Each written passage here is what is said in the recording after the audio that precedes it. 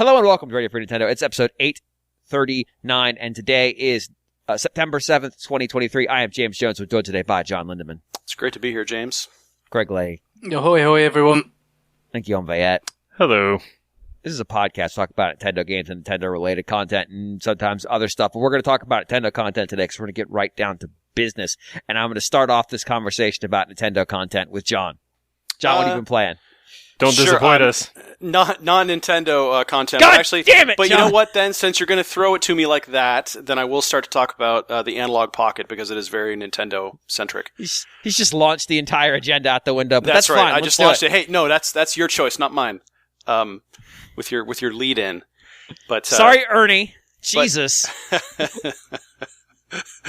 Rubber Ducky, you're the one. So I picked up an Analogue Pocket. A friend of mine, he actually had these things take a very long time to fill their pre-orders. Even though I think that's gotten better lately. Hence the fulfilling of my order.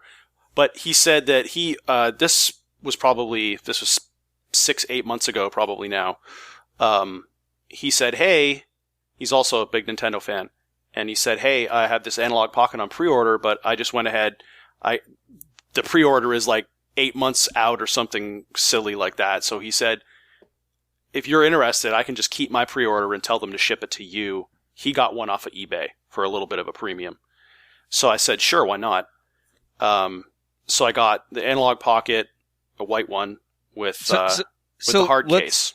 So just to give people a quick catch up on what the Analogue Pocket is. It is a device very much shaped like a Game Boy Pocket, although it's got 4 face buttons. I believe. It's like a normal game. Well, it's probably more like a Game Boy Color. That's the shape. Okay. Of it. And it takes Game Boy cartridges. Yes. Right in the back, but also it does a bunch of other stuff too. Indeed, yeah. So it has, it can emulate all kinds of things. There's all sorts of cores for it, just like on the Steam Deck as well. Different consoles have cores. The same thing for this. It's an FPGA. Yes. It's 2 FPGAs, but yeah. They advertise that it can play other handheld systems like Game Gear, Neo Geo Pocket Color, Atari Lynx, and more. Why would you advertise you could play the Atari Lynx? Yeah, I don't know. If I had a good version of Pac-Man or Miss Pac-Man or something. Okay. Mm-hmm. Yeah. Now, I guess it did. So, according to what I am reading, can it take in Game Boy Advance carts as well? I actually haven't tried that. Interestingly enough, I can try that right now. I'm quite sure it can. Yeah. I don't see any reason why it can't. Well, because the slot is got that stopper on it. True. I mean, I have my games here. Let me go through the cartridge games that I have. I have for the Game Boy Color, I have Tetris DX. I have Zelda Link's Awakening. I have Wario Land 2. And then all the rest is GBA. I have Gunstar Heroes, Castlevania Double Pack, Castlevania Circle of the Moon, Golden Sun, Scourge Hive. Ooh, that's a good one. Yeah, Scourge Hive is really good. I have the DS Rumble Pack. I can't even remember. What was that for? The DS Metroid. Metroid. It came with the Metroid Prime Pinball, I think. Right. But other games worked with it, but it's very noisy. It's very beepy. Yeah, very noisy. Then I have Metroid Fusion. I have a bootleg Metal Slug for GBA, which I didn't realize was bootleg until I got it off of eBay. Advance Wars, Metroid Zero Mission, and the classic NES series Mario Brothers. So let me throw in.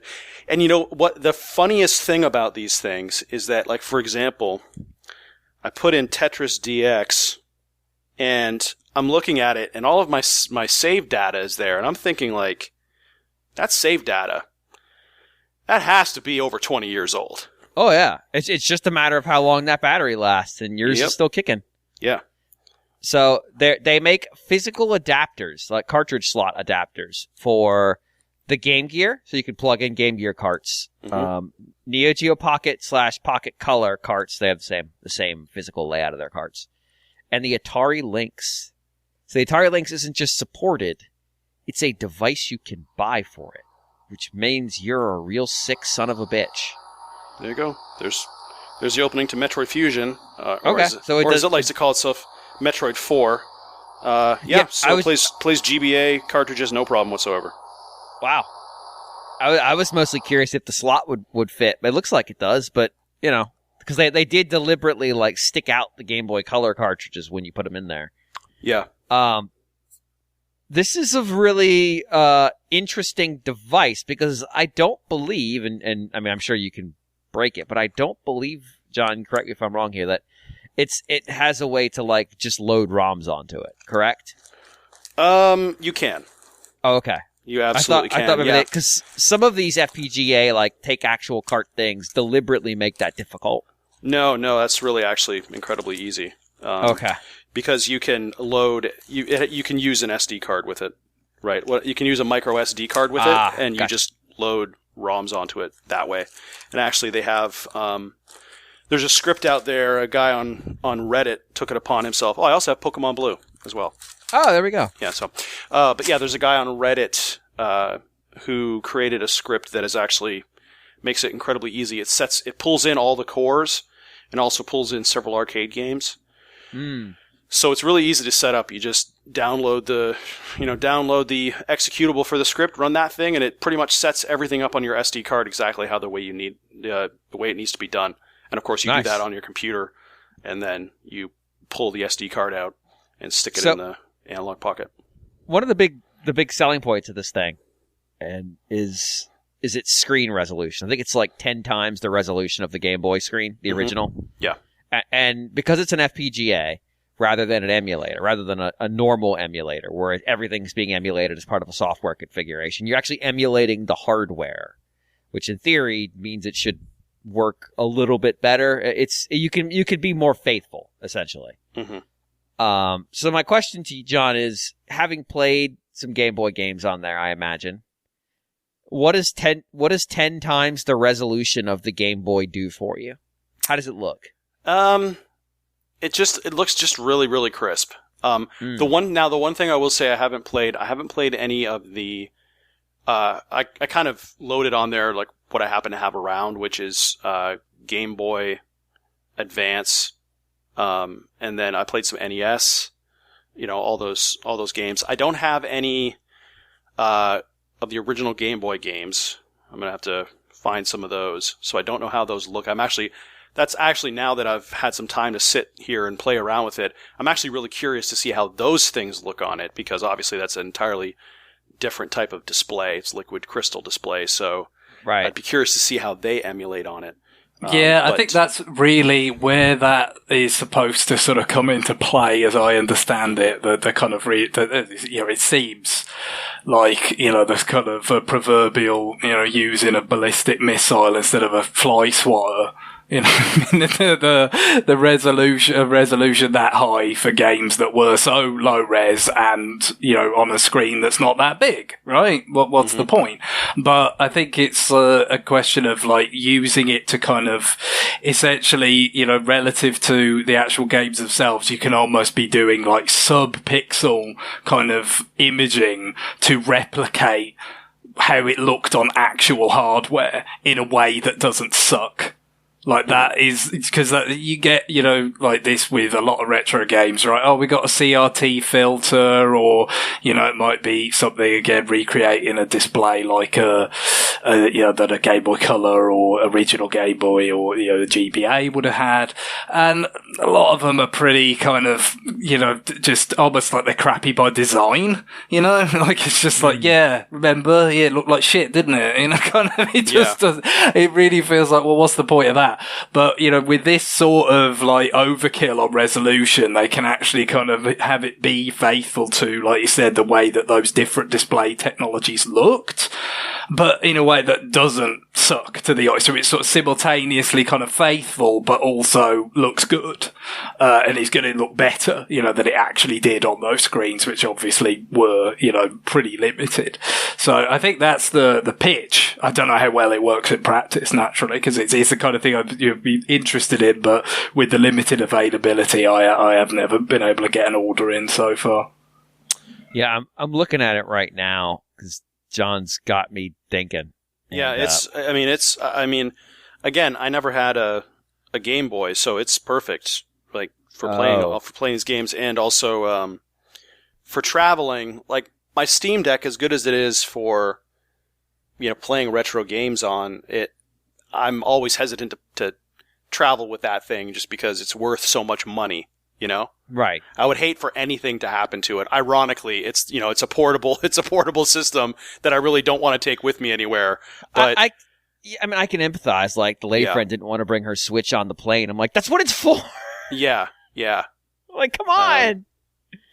Exactly. So, but this thing, it's also just the size of this thing. I mean, it's the size of a Game Boy, so it's very portable. It's literally a pocket-sized device. Yeah, it's pocket-sized, whereas the Steam Deck is really not that portable. It's a big honking thing. I mean, it's bigger than the Switch as far as I can remember. It's a chunky boy. So, but this thing is really good. I'll definitely bring this with me when I travel. And it has, like, you can do save states on it, even though they're a little bit goofy to kind of get. It's like you have to press, like, you have the select and start button, but then in the middle you have the analog button, right, with the Analogue logo. Mm-hmm. And it's to get a save state going, it's up. You have to press the analog button and up at the same time, and that is really a little bit unreliable. So sometimes it can be, and where that came into play, most of the time it wouldn't really be a big deal, but I was playing through Super Mario Brothers on it, and of course Super Mario Brothers has the clock winding down. So you try to come in as soon as you drop into a level, because I was save scumming the hell out of it. As soon as you drop in, you're trying to sit there and get your save state going, and it's like the clock is winding down. You're like, God damn it. But yeah, it's not really that big of a deal. But it is really nice to be able to sort of play these things in this form factor, kind of the form factor that they were designed for a lot of the time. NES games look really, really good on it. Haven't played any Super Nintendo games. In terms of the inputs, it has, your typical, D-pad, 4 buttons, 2 shoulder buttons. So like the Super NES layout pretty much, which is good for a lot of stuff. They do have a dock for it, so you can connect it up to your television. What I don't know is if you can connect, because it can emulate a whole bunch of stuff. I mean, just in terms of emulation, the cores that I have loaded on here, there's an Amiga emulator for consoles. It has the Arcadia 2001, the Atari 7800, the 2600. Oh God. The Fairchild Channel F. Jesus, why? Yeah, I don't know.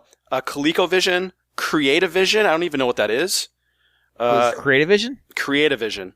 I don't know what that is. Yeah. Genesis, Intellivision, Master System, Neo Geo, NES, Odyssey 2, PC Engine CD, SG-1000, SNES, the Studio 2. I don't know what that is either. And Super Game Boy. That's what it has on here. Creativision was early 80s, I think, but it was VTech. Okay. I think I want to say it's very similar to like the Coleco.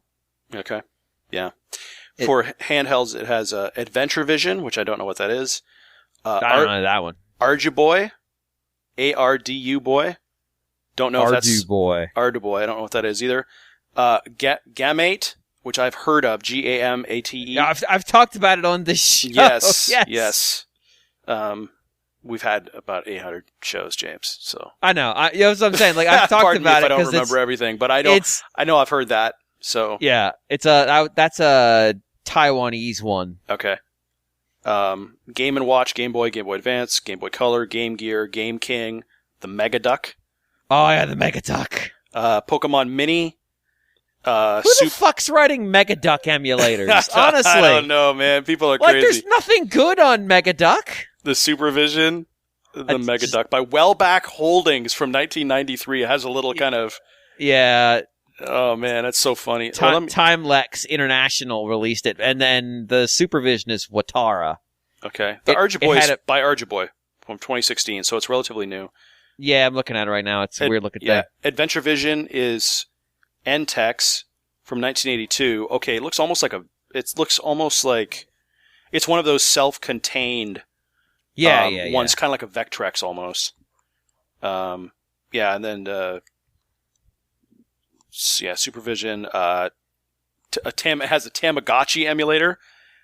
Sure. And why not? And a WonderSwan Color emulator. Okay, that's actually a legitimate system, not a psychotic thing like the Cougar Boy. Exactly. So yeah, and there's a bunch of arcade games I got in here, which appear to be all individual cores. I don't know.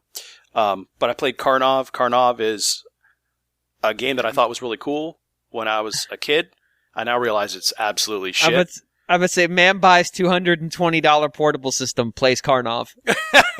That's that headline. You go with that for sure.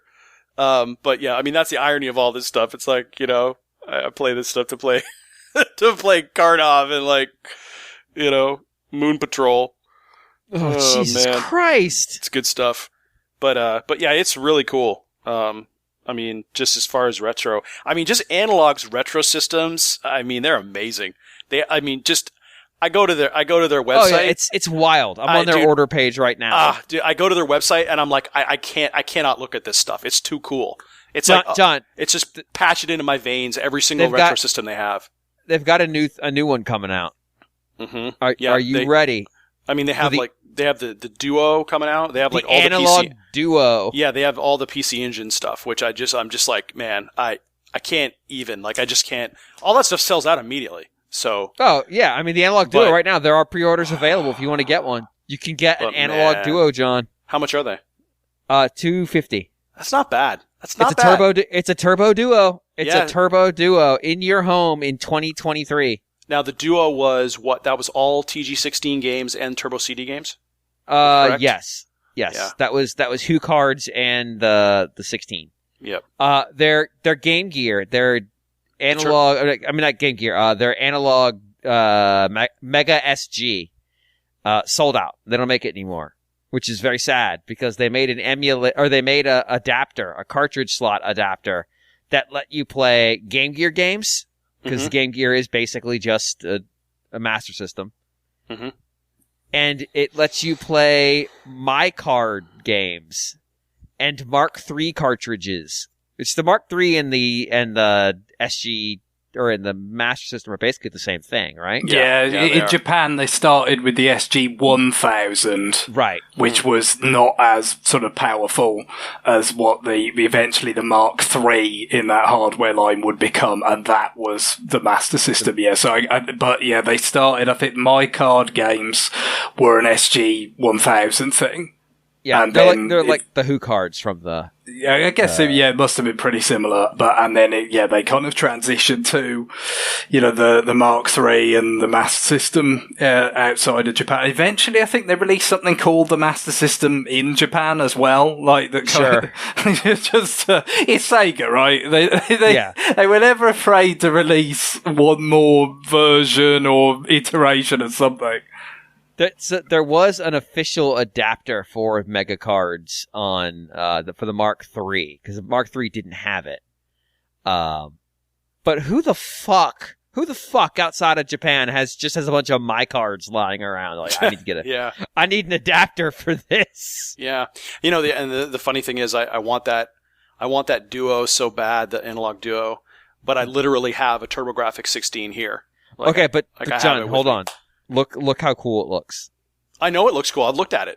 Believe me. I'm suggesting you look at it again. No, it's awesome. I mean, what I'm trying to figure out is what's the difference between the Analog Duo Japan versus US. It's like I can't imagine we've region locked it just for fun.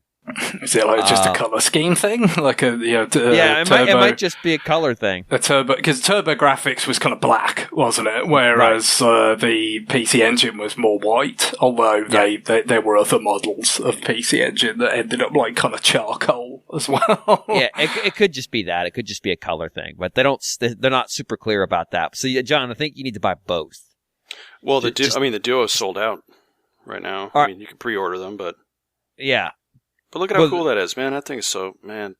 Oh no, it's not. They haven't shipped them yet, so they still have pre-orders open. Look at that thing. It takes the CDs and the Hue cards. Oh yeah, man. It's right there. Slot right in the. It's a front loader. It looks so cool. It looks modern. It is so cool. Sure, there's some nice, reasonably priced like Dracula X's on eBay that you could just snap up. Yeah, exactly. Put in there. Imagine if Hudson Soft and NEC never died, John. That's what we would have landed on. Oh wow, you can play. They have a. I didn't know this. Did you say this? They have the TurboGrafx 16 adapter for the Analog Pocket for the Hue cards. No, I didn't see that. That's wild. Yeah, it's at the bottom. Like, go to the well, because of course there is a portable heritage there with the Turbo Express, the handheld for that system. Which that's a pretty neat touch. I remember if you see the TurboGrafx Mini or PC Engine Mini or whichever region the M2 worked on, they actually put a visual filter in there for Turbo Express, which again, it's not even like that great or what, I guess, but I think it's more just as a gag and like as a kind of, historical sort of acknowledgement, like, yeah, these were portable games too, essentially. The Hue cards anyway. So yeah, they have the Pocket adapter set, which is TurboGrafx, PC Engine, and Super Graphics adapter. It's one adapter, does all those.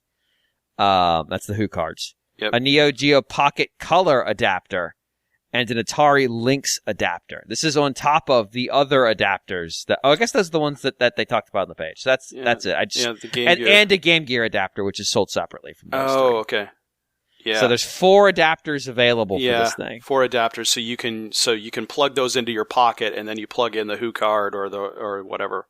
You can go dig out your extensive Hue card collections and just... I have a couple... the thing is, I don't know where those are. Well, they're very easy to lose. Well, no, I mean, I still have them in the jewel case, which I'm realizing that is probably a term that less and less people actually even know what that means anymore. So, if you don't know what that means, it's a case that was literally made out of jewels. Yeah, literally rubies. It was incredibly encrusted.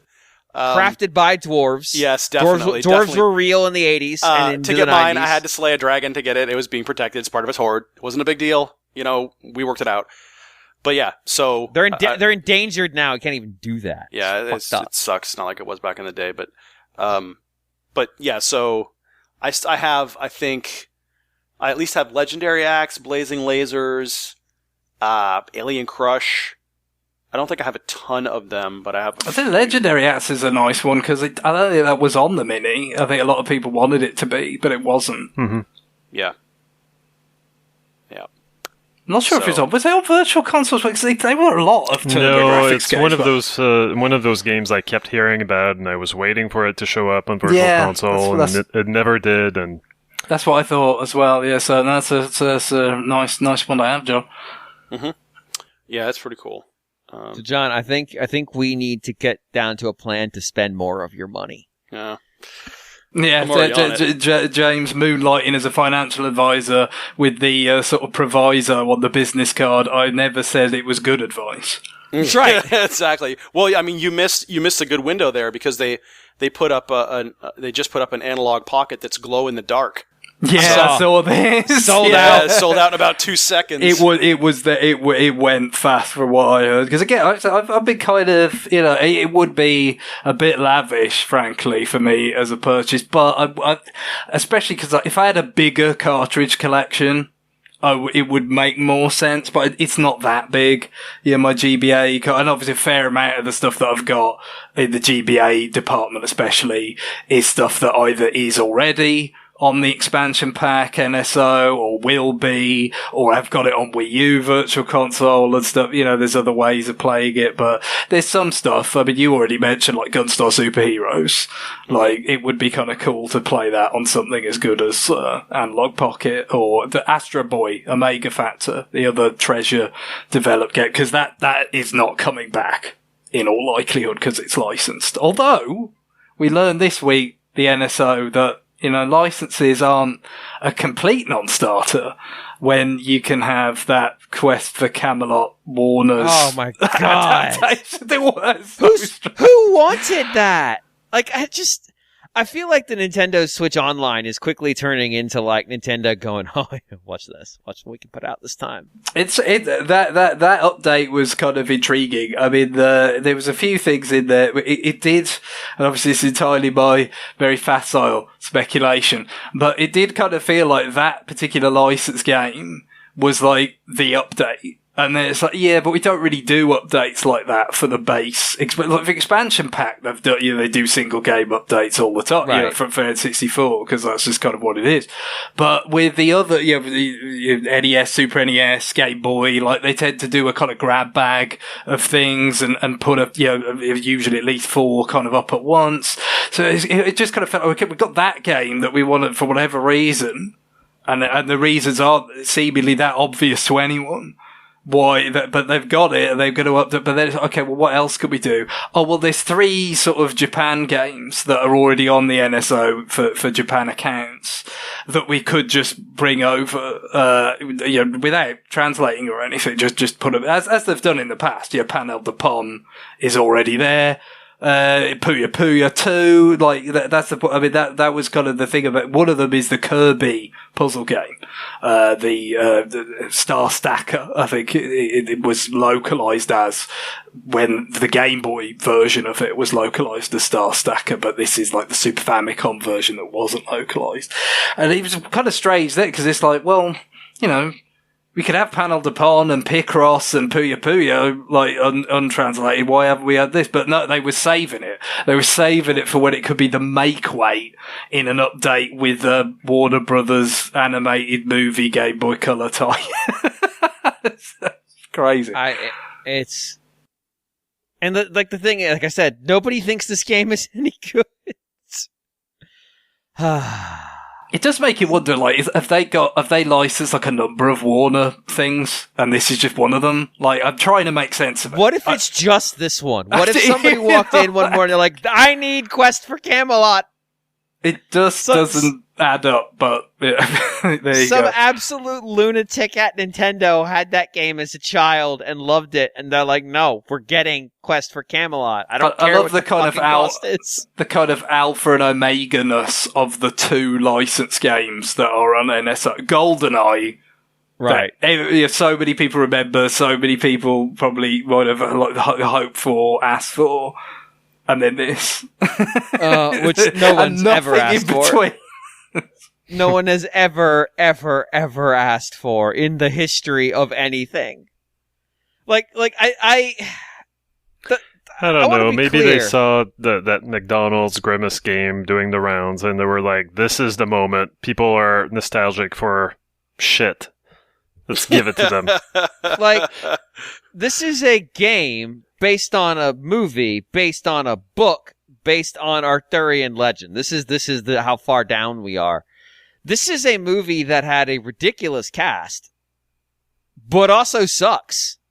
It's not good. No, I guess that was pretty much par for the course in the 90s with animated features, wasn't it? There's some loaded up decent on ones. Stars. Name one. Decent animated? Are you being for real?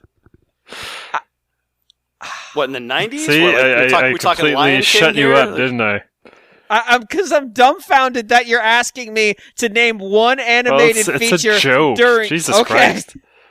Jesus. I was like, what? I mean, it begins and ends with Lion King. I mean, what are you talking about? I mean, that's the only one. Obviously, it's Ants. Ants is obviously the best film of the 90s. You want to talk about a cast, you got Stallone in there for a start. You sure do. So straight away, the cast is excellent. Even if no one else was in it, it's amazing. But believe it or not, they had money left over for other people than Stallone. But why would you? Why not just hire him to do more roles? It's kind of superfluous at that point, even if he was just a supporting character. Yeah, I'm sure Stallone was I'm sure he really used his vocal talents for that. God, I mean, I'm sure you can barely tell it's him. If after you hire Stallone and you still have movie left over, you just hire him to do more roles. That's the answer. It's the kind of perverse thing about that era of getting loading up on big names in voice casts, because it's the casting those versions about Sylvester Stallone's vocal talents. If you theoretically could do a really kind of impressive job of obscuring the fact that it's you with your vocal range, it would somewhat defeat the purpose, wouldn't it? Right. If people can't hear it, go, "Oh, it's that guy." You've what was the point other than putting the name on the poster of hiring them in the first place? Yeah, I mean, it's a stunt casting act. So, like, bringing them in there is just like, well, that doesn't do me any good. I mean, even like Hunchback, which is not considered to be a particularly good movie, has this ridiculous cast. I guess you're right. I guess it is just the thing they did. Well, probably a bit of an arms race as well. You know, once that became sort of standard thing that the studios kind of that were producing the big ones producing animated pictures at that time probably felt like, well, you know, if Disney's doing that, we've got to, you know, come in and compete. Demi Moore, Kevin Kline, and Jason Alexander from memory are in that movie. I'm sure I'm forgetting other people. Which is just like, why? Why any, like, Jason Alexander, fine, he was in a million Disney movies. But, like, who's like, I did a lot of voice work, right? Duckman. Can't forget Duckman. Yeah. Who's like Kevin Kline? We need Kevin Kline to be in our animated film. Yeah, well, that was like that Final Fantasy Spirits Within, too. Like, that movie was, first off, terrible. Jeez. I just remember its cast was just a whole bunch of name brand people. And I'm like, why? No one cares about this movie after. Because it's legit, John. It's legit. You pay money legit. And you become legit. That's the way it is.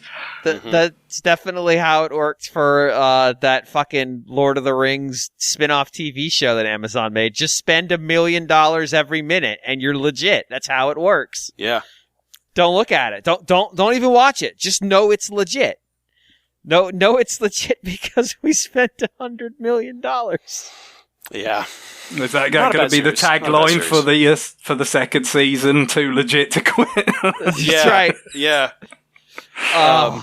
Speaking of spending $100 million to prove your legitimacy, John, you've been playing something else. Yes, I have. I've been. Boom! Nailed it. Yeah. Yeah. I guess. Yeah, I've been playing Starfield, which came out on early access because I picked up I didn't pay full price for it because with Game Pass you can just buy the deluxe upgrade and you get early access. So that's what I did. So I think I started playing it on Friday. That's when it came out, I think.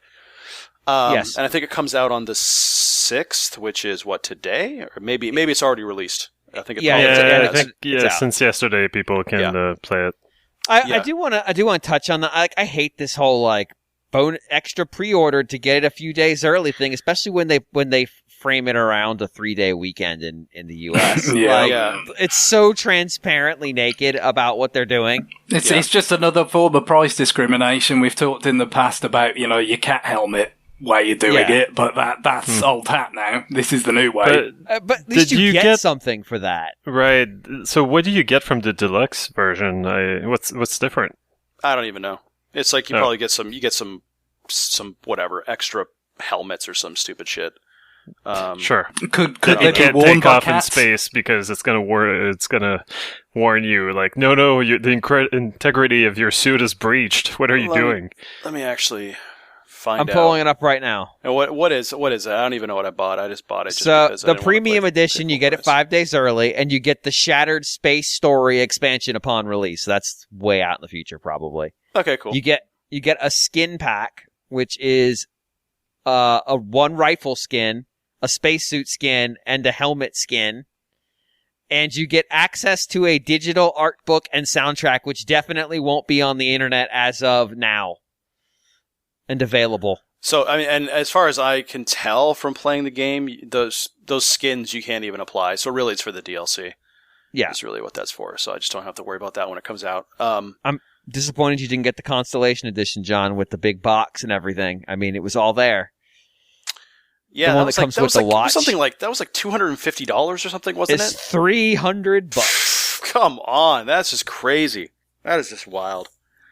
I mean, you know, like that Analogue Duo. Come on, it's a pretty easy choice. Both is the choice. Yes, yes. I agree. Even though I think the Constellation Edition is probably pretty cool, but not $350 cool. It's a neat looking watch. Yeah, I think the watch. I think the watch is like a replica of what you wear in the game, but I mean, you never look at it.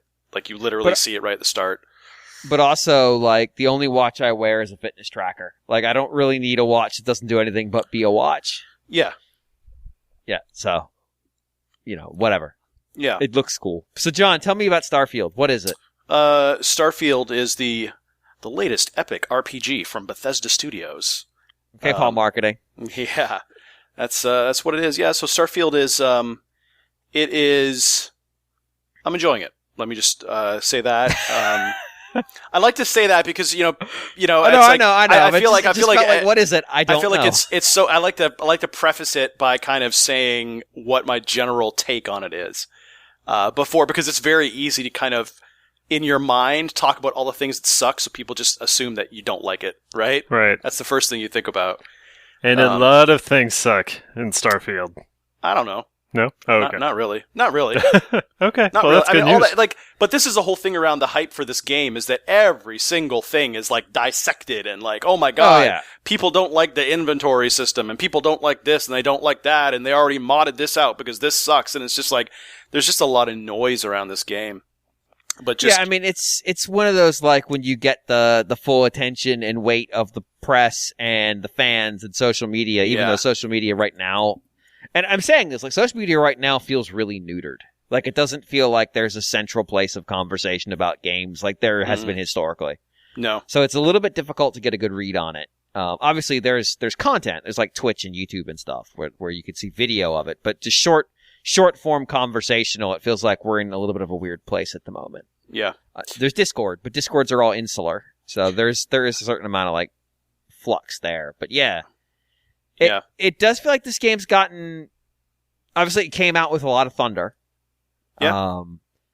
But and it's got good concurrency numbers. Like, there's a lot of people playing it. Yeah, I think there was like 1 million people playing it on Steam at one point. Yeah.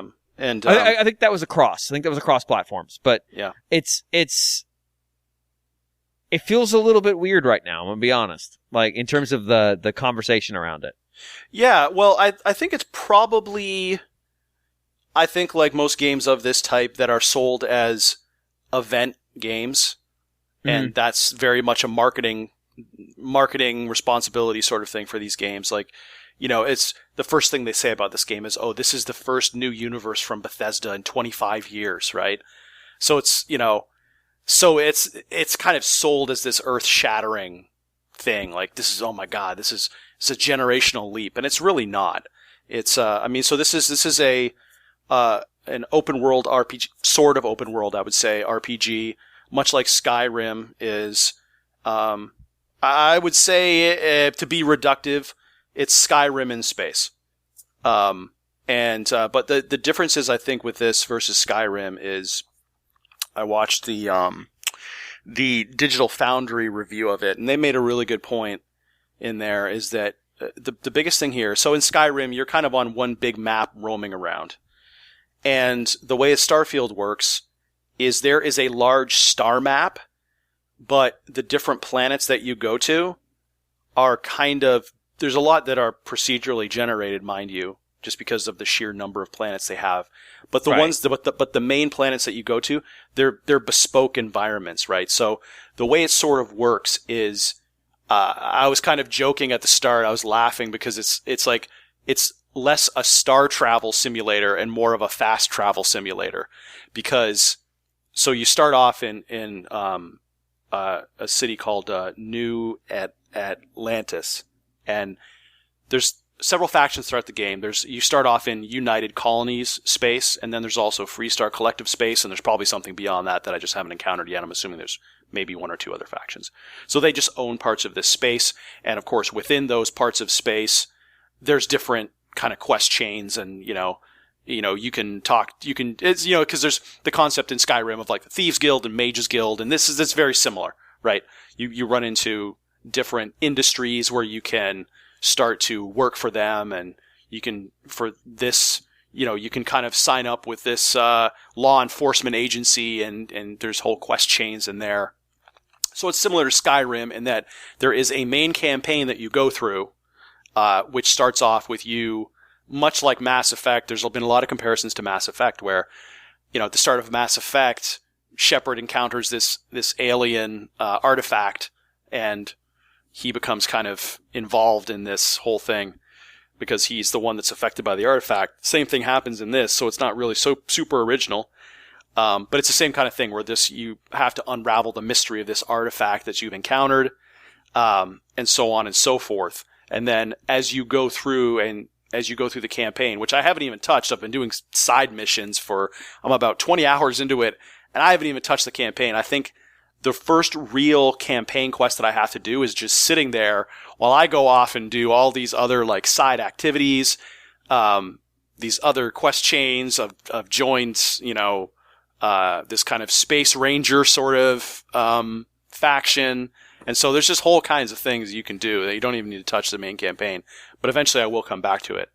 But yeah, so, and the way the game is structured is that you start off in a city, and the way it generally works is, so, you start off, you're given a spaceship, and you can mod that spaceship if you want, which is a little bit wonky in the sense that it's just hard to understand, and you don't have any money at first, right? So you really can't do much to your ship. But generally the way it works is if you want to go to another planet, you choose to lift off. You kind of fast travel to that planet, or choose it for fast travel. And instead of going directly down onto the planet's surface, you go into orbit and then select where you want to land. So that's generally it. So I have a feeling people probably thought that it was going to be some sort of, oh, I can just do anything, and if I want to take 3 weeks to fly to a planet, I'm going to be able to do that because it's so realistic. But it's not really like that. And also, when you get down onto planet surfaces, it's pretty conventional in the sense that you have, like, if you're in, say, one of the capital cities, you can leave the capital city, but you're still you will eventually run into the invisible wall, and you can't go any further. So you're kind of going from walled-in area, fast traveling to another walled-in area sort of thing. So that can take a little bit of getting used to.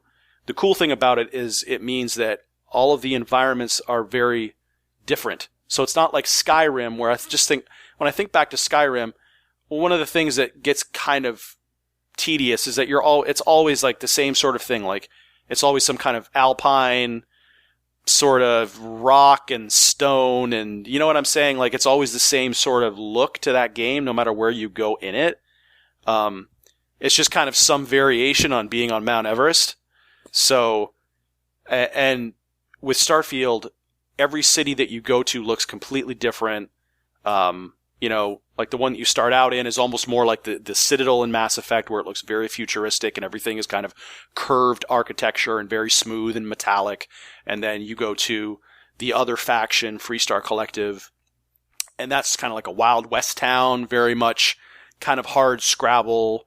People just kind of trying to make their way, but like they're free. They're not under the yoke of the United Colonies people trying to carve out their existence kind of outside of their domain. And there's other areas that are very jungle-ish. So there's a variety of different landscapes. And one of the things that you can do when you're wandering around in these landscapes, whether it's kind of a procedurally generated planet or one of these more bespoke sort of experiences, is you can run around, you can scan resources, flora, fauna, and just kind of learn about the planet and what lives there.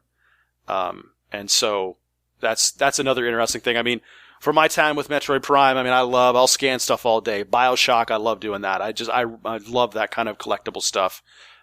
So that's right up my alley. So overall, it's fun. It looks really good. Of course, they populate a lot of the towns that you're in with NPCs. The NPCs look absolutely terrible. The NPCs that you talk to look pretty good. Pretty good compared to other Bethesda games. NPCs in Bethesda games always look a bit goofy. These ones are the best that I've seen. Definitely better than the ones in Skyrim. So overall, it looks good. And like I said, the environments all look really cool. I just got to the one city where it's all sort of like Blade Runner-ish kind of thing. That's really, really cool. So overall, I'm enjoying it. Now, and the story seems pretty neat. You join this group, this kind of space exploration group called Constellation. Sort of like, there's like only a few of them, and they're kind of the cream of the crop sort of thing. Almost like a kind of a secret society of space explorers, a very exclusive society. So So that's cool. So all of that's good. Now, what annoys me, the thing is, of course, this is the game that you're going to spend hundreds of hours in. And so that's why I'm not really too fixated on going through the campaign right now, because I know at some point I'll get back to it. But there's just, to me, as long as I'm doing something interesting in the game, I'm not really trying to plow through it. As long as I'm having fun and doing something interesting, I really don't care. I just keep doing what I'm doing. But definitely some rough edges. I know the modding community has been really active. Of course, they've been, fixing some graphical stuff and fixing things like the inventory. Inventory isn't bad, but I will say the inventory it's pretty disjointed, because you have your ship, of course, which has a cargo hold. So you have inventory, your ship has inventory, a cargo hold, and then you also have a robot that you can choose to walk around with you. It also can carry stuff for you. So you're always sitting there anytime you go to sell stuff, you can go to like a kiosk, like the Trade Authority is one of the groups in the game. And they have these kiosks that you can go to so if you come into a spaceport, you can sell your stuff. And there's like there's like a different screen. Like you can sell from your inventory, from your ship's inventory, but you can't sell, I don't believe, from your robot's inventory. You have to actually open your robot up to pull that stuff out of your robot's inventory and then sell it. So there's like a lot of, you wind up doing quite a bit of inventory management. Or I wouldn't say that. I would say you have to stay on top of your inventory and make sure that you're kind of keeping track of it. Probably more than you should. Especially in a game like this. I mean, I don't really care, because I'm the kind of person when I play these games, I always keep my inventory really, really tight, right? I'm not one of these people that I don't go and pick up every block of cheese in the game just to see if I can do it. I think that's just dumb. So that's not really that big of a deal for me, but for some people they've really complained about it, and I can understand that. Inventory is just, it's goofy. It could be a lot better. I think a lot of my gripes about this game do come from the UI. Just because there's just a lot of stuff where, like a couple of examples of, like, when you save the game, like you press like the start button or whatever it is on Xbox, you press the start button and it brings up a screen where it has your character in the middle and it has whatever quest you're on at the bottom. And then in each of the corners, there's a quadrant. There's a quadrant for the star map, a quadrant for your skills. So you have all kinds of different skills. When you level up, you get a skill point, and you can fill out your skill tree, and that improves stuff like when you're scanning stuff with your surveying thing. Well, it increases how far you can scan stuff from, things like that. Makes your pistol, you level up your pistol proficiency, so you do more damage with pistols. You have a jetpack, and so you can make your jetpack stronger, all that kind of stuff. And so there's a quadrant for that, a quadrant for your inventory, and a quadrant for your ship, I believe. And to save your game, you can't just save your game. You have to bring that screen up, and then press start again, and then it takes you to the save menu. So there's things like that, and then I've also encountered some things like when you, of course, they have a lockpicking mini game, because every Bethesda game has to have a lockpicking mini game. This is one of the more egregious ones I've found, where the way the mini game works is it's sort of like you have like circular. It's kind of like a safe cracking a little bit, except it's pattern matching, where you have to choose. You have 4 different circles, and you have to move the notches to match the notches on the main circle, right? So you just have to, it's pattern matching basically. But what's pretty funny is that you have 4 different notched circles that you need to make fit into the lock. And so the first time that came up, it has at the bottom of the screen, it has, A does this, X does this, Y does this, B does this. But what they don't tell you, and what's not even in the documentation, is that you have to use the left and right bumper to actually select which key you want to use of the 4 that are on the screen. So I'm sitting there and I'm like, I'm just thinking I can only choose the one that it picks by default, because I can't move to any of the other ones. But really, they just weren't listing that anywhere, that you have to choose a key by using the left and right bumper. I'm like, what the hell? And there's just little things like that. I haven't encountered many bugs, but it's more UI issues and just kind of goofy stuff. It still feels a little bit weird when you're in your ship, and ship combat is actually pretty cool. You'll have that happen too when you come into orbit above a planet. Sometimes you'll get ambushed. Sometimes you'll run into really kind of funny little scenarios where somebody will hail you, and you'll see a ship going by and they'll hail you, and it'll trigger a little event.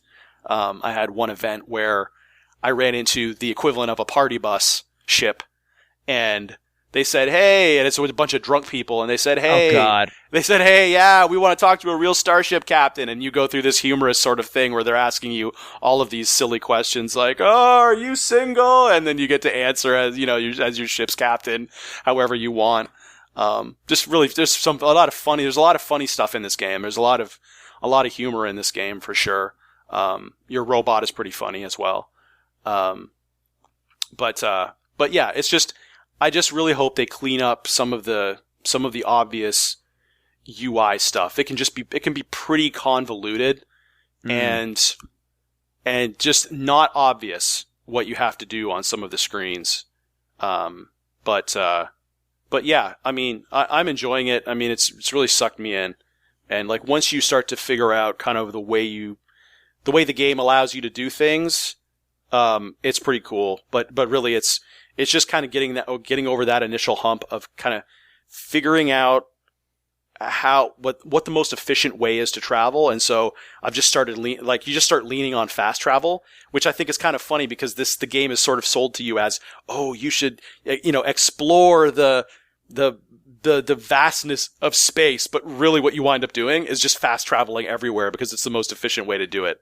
So you'll advance a quest in a city, and, theoretically, since you're this amazing star explorer, you would hop in your ship and blast off and, go through the atmosphere and go out into space, right? But no, you hit that button and you're like, okay, you just go to the star map and you just pick wherever you want to fast travel to, whether that's in a different star system.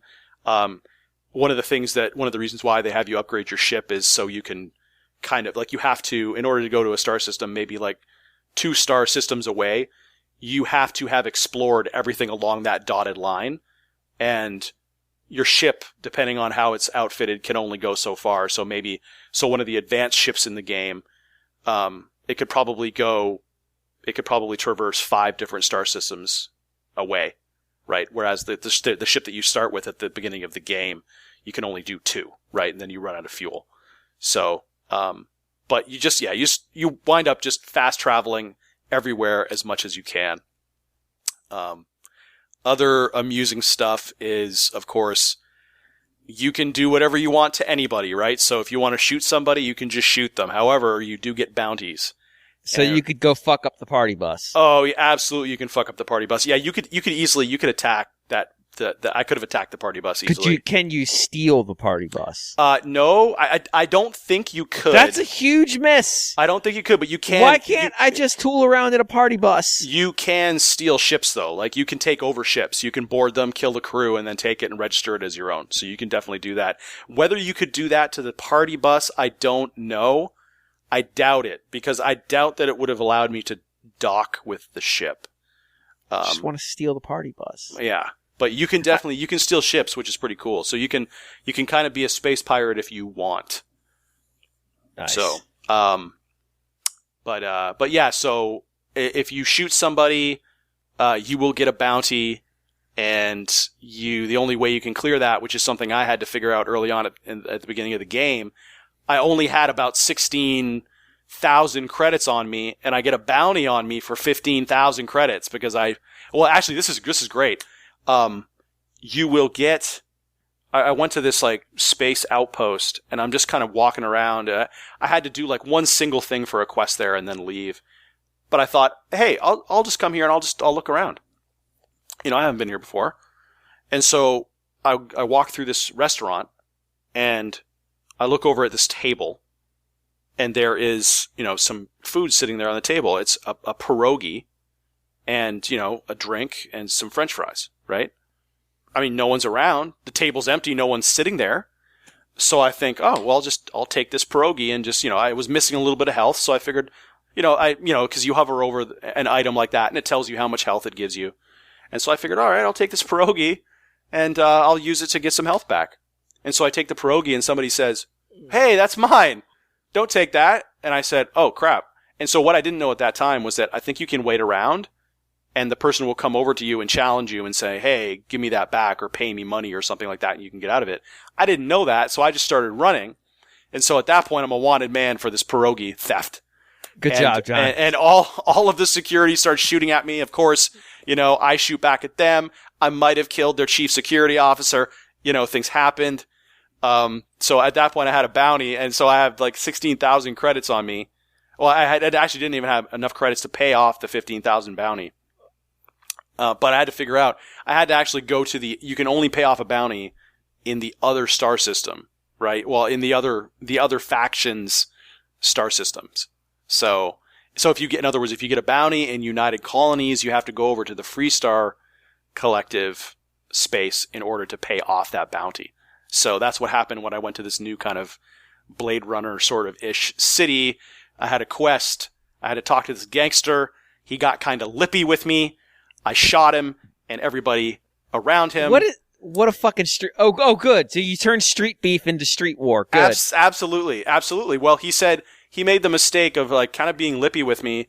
And then, eventually I challenged him and he said, yeah, well, I'm not doing that. And I'm going to show you how we deal with things here in Neon. And I said, no, as a matter of fact, good sir, I'm going to show you how I deal with things in Neon. And so I killed him and everybody around him.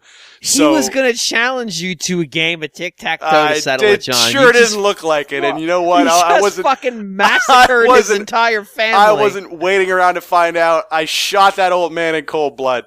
And damn it, it felt good. But here's how we settle beefs here with coin flips. But we don't want anybody to get hurt. I rung up a $15,000 bounty. I had to first off, getting out of the town was a chore. Well, you could have just killed your way out, obviously. Well, that's the thing, because at that time, the problem with that is that it's kind of like every other RPG where the guards for any city are incredibly strong. Right. And so that's what happened, and they're endless. So I had to like kind of blast my way out of there a little bit. Hopped over some guards too because I have a jetpack, so you can just hop over them. But yeah, I managed to get out of there. And so I had to go to the other factions, star systems, and pay that off. But now I'm good. I'm back on the horse. So, but yeah, I mean, it is like overall, is it this earth-shattering generational leap in Bethesda RPGs? No, it's not really. But it's really entertaining. It's fun, and it looks great. It looks absolutely great. I'm playing it on Xbox Series X, and so of course that means not a lot of mods at this point. All the mods are coming out on PC, in which I think they have they've done a lot. There's a mod that came out specifically for the inventory. So stuff like that is getting addressed by fans already. But that stuff, it's kind of like, they're like minor gripes, but you eventually just figure out how to deal with it and you just learn the way it is, even though it's suboptimal. But yeah, it's really enjoyable. It's a really well done game. I think I enjoy the game world more than I do probably Skyrim or any of those. You know what I mean? It's just instantly engaging and you really do get the feeling of like, you kind of want to see what's going on, because there's sort of the like when you orbit a planet, there's asteroid belts, and there's, like I said, you can get ambushed by pirates, and there's encounters, and then, you can scan the planet to see what the planet is like. There's just a lot of stuff to see and do. I think more so than in previous Bethesda RPGs. So there's just a lot of kind of like surprises, I guess, which makes it really interesting, and coming off of Cyberpunk, I think Cyberpunk sort of really whet my appetite for this kind of game. So it's pretty cool. I like it a lot. Cool. Let me look at some notes real quick. We are at 59 minutes. Guillaume, what do you want to do? Yeah, well, I can talk about the Takeover very quickly. I Cool. don't have that much to say about it. I feel like you might have more to say about it because apparently you had I've been never following. played it. I've never I played know, it, but so- apparently you had been following the game before it was released, and so you had some information about how it was made. I gotta say, without that context, I didn't find the Takeover to be a very impressive game. Yeah. So I mean, the Takeover, it's yeah. yeah, it's a belt scroller. It's a beat 'em up, whatever you want to call it. There are Came out, more what, names. about 5 years ago, I guess? Something like that? In 2020, like basically, 2020 feels like 5 years ago. I know, like 2019 on Steam, and then 2020 on Switch, maybe a few months after Streets of Rage 4. And now I gotta say, I can only speak to my experience and a little bit to Karen's experience because we played it together. But I do see on Steam, I do see on Metacritic in the user reviews, some people going like, this is the real Streets of Rage 4. And I find that really weird. So I'm gonna. So this has got Dangan Entertainment as the publisher, which there's stuff about. I'm not gonna get into it. You can read about it. It's not ideal, but you might have a point here, Guillaume. And here's my explanation. Okay. So on their website right now, on the Takeover's website, there is, when sites will embed YouTube in the back of the page. It's not like a YouTube player. It's like a YouTube video running inside of the page, but not like just an embedded player. There's one of those on the Takeover page. And the trailer that's playing is, quote, "This video is unavailable," on their own page for their own video. So not an ideal introduction to the game.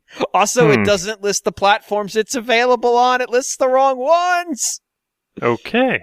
Oh no. Yeah, so now I have the context that this was mostly made by one guy. Yeah, Pelican excluding 13. Yeah, excluding the music. They actually got some Yuzo Koshiro tracks in there, just like Streets of Rage 4 did. So, if you can scrounge up some money, Yuzo Koshiro is not above giving you the almost Streets of Rage sound that you crave. We're going to find out that Koshiro has like a crippling gacha addiction, and that's why he takes any contract he can be offered.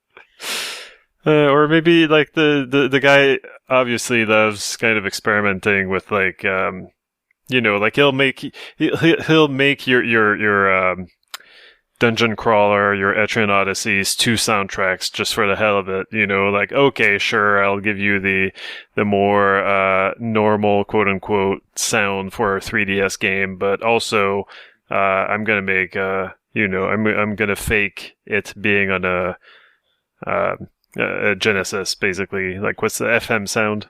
Yeah. Anyway, yeah. So, and then after a while he realized, like, wait, we can charge people for this. So the FM sound soundtrack you had to pay extra for. But anyway, so the Takeover, it's one of those games. Karen and I played through it and did not fall in love with it. Mostly made by one guy. The graphics are not what you would expect. It's not pixel art. It's not hand-drawn. It is pre-rendered 3D CG sprites. It kind of looks like 90s comic book shading a little bit. Like really, really strong, like really hard shadows and stuff.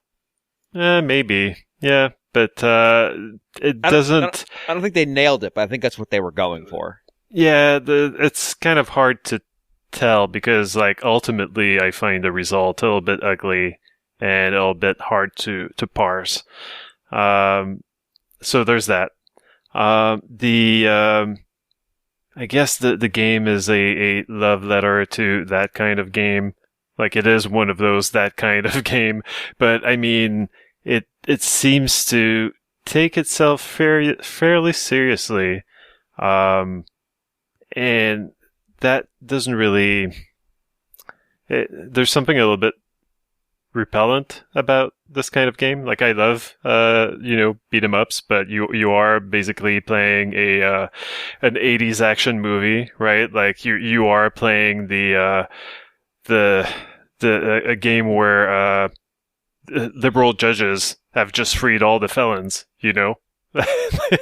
and like all those people that you're beating up, they're like animals, really. So it's up to you and your two friends, your female friend and your big dude friend, to go and clean the streets, right? Look, I was carrying a camera slung over my shoulder, and some dude ran up and took it, and I handled business. I see. Yes. Everybody clapped. And so like, it's that storyline, and it's very much, it doesn't feel like a parody or a satire. Like, it is that, like, basically there's maybe there's some sort of a new boss that's kind of united those brainless mobs together now, and like now they're and also, like, your adopted daughter got kidnapped, and so you're gonna punch your way through to get her back. Anyway. Look, the police are busy. They let all the criminals out. They can't be bothered right now. They've got a lot on their plate right now, Guillaume. Yeah, I guess so. So that's the plot. The game, it plays all right, but it does feel very stiff. And I gotta say, like, we just finished playing another basically made by one dude, belt scroller, Fight and Rage, which looked amazing and also felt very smooth, very fluid. You could just chain combos very easily in a very satisfying way. This game, not so easy, and so not so satisfying. Of course, I was playing as the big grappler guy, so the combos maybe were a little bit harder to stick with, as I was just usually chucking people left and right or suplexing them, which is what I like to do in these games. But some of the more positive comments I've seen in user reviews were talking about the combo system, which was more robust than you might think. I feel like I didn't get to experience that because of my character choice. Karen was playing as the woman. There's always only one of them. Streets of Rage 4, to its credit, has more than one, so that could, give Karen a little bit of variety. The woman in this case, much like in Fighting Rage, they've got interesting attire choices. In this one, maybe fans of the Venture Brothers will remember the character Molotov Cocktease. So it's basically that. She's dressed like that. Perfect. Yep. And so all in all, like, we felt like we were kind of forcing ourselves to play through it a little bit. Like, like we ultimately, like, we played it because I had gotten it for $3 on sale, like a very deep discount. But like there was only mild joy in doing it because it was not the best playing game of this type that we've been playing recently. The load times, not that, like, Streets of Rage 4 had load times, but this game has load times. Like, they take forever, and there's not much to look at while the part of a level is loading, because this game has more load times too. Like, in between two parts of one level, you'll get long load times. I feel like Streets of Rage 4 was handling that better. But so long load times, and you get this scene, like, from these cutscenes that the game has to tell its story. The voice actors are not very good. It's very, very bad, and the mix is very bad, so you barely hear what they're saying anyway, but they say very cliche one-liners that you might expect from an 80s action movie, except it's trying to copy that, so it's not, original, or it doesn't feel, I don't know, it's not great. And the cutscenes are not in the same style as the main game. They're done in hand-drawn style. Now, again, like I feel I personally cannot draw. Like I struggle with stick figures. Maybe, and I don't really have much of an appreciation for art usually in the comic books and stuff like that. Like I don't know, but I was not impressed by the quality of these cutscenes and these drawings. Like to me, it kind of looked like someone had just finished getting through the book How to Draw American Comics and was putting their newly learned knowledge to use. Also, this game, for whatever reason, I'm guessing maybe the person made it is not originally English speaking, but this game keeps trying to reinvent onomatopoeia in the cutscenes. Like make new ones? Yeah, like room for a car is not enough. It's instead it's like some nonsense series of letters that you don't understand why. Yeah, great. Right, awesome. like tip, tip, tip, tip, tip, or something. You know, someone is walking around and it makes like flop, flop, flop. I don't know. Like it doesn't make. I want to sense. make flop sounds while I walk around. That sounds fucking sick. People would be like, "What's that?" And I'd come in the room and go, "Hi, how's it going?" Mm-hmm. Yeah, they turn around, they expect a deep sea diver, but it's just you in totally normal shoes. It's like, what the fuck? Why do his shoes make clown honking sounds when he walks? I don't understand. So that's basically it. That covers it. Like, we were not really all that enthused about playing it, and now that it's over, we're not going to go back to it. Fight and Rage might be a better choice overall. Like, it definitely was more fun to play, and we played through it several times. We played through Streets of Rage for more than is but 400 times. Yeah, like it doesn't. Is it Streets of doesn't Rage even make 4, sense. Is that still the king to you? Streets of Rage 4. Probably, but yeah. I've never heard, I love that game, but I've never heard anybody really say anything bad about it. Pretty much. Well, some people out there feel like the Takeover is superior, so maybe keep that in mind. Like maybe there's like something I'm missing, but to me, yeah, like that's still kind of the one to beat, because pulling off the combos was so great, and the game was just fun. Yeah. Lots of variety in the characters, and it looked great. You know, it's got tracks by Yuzo Koshiro. You know. Yeah, I feel like go wrong.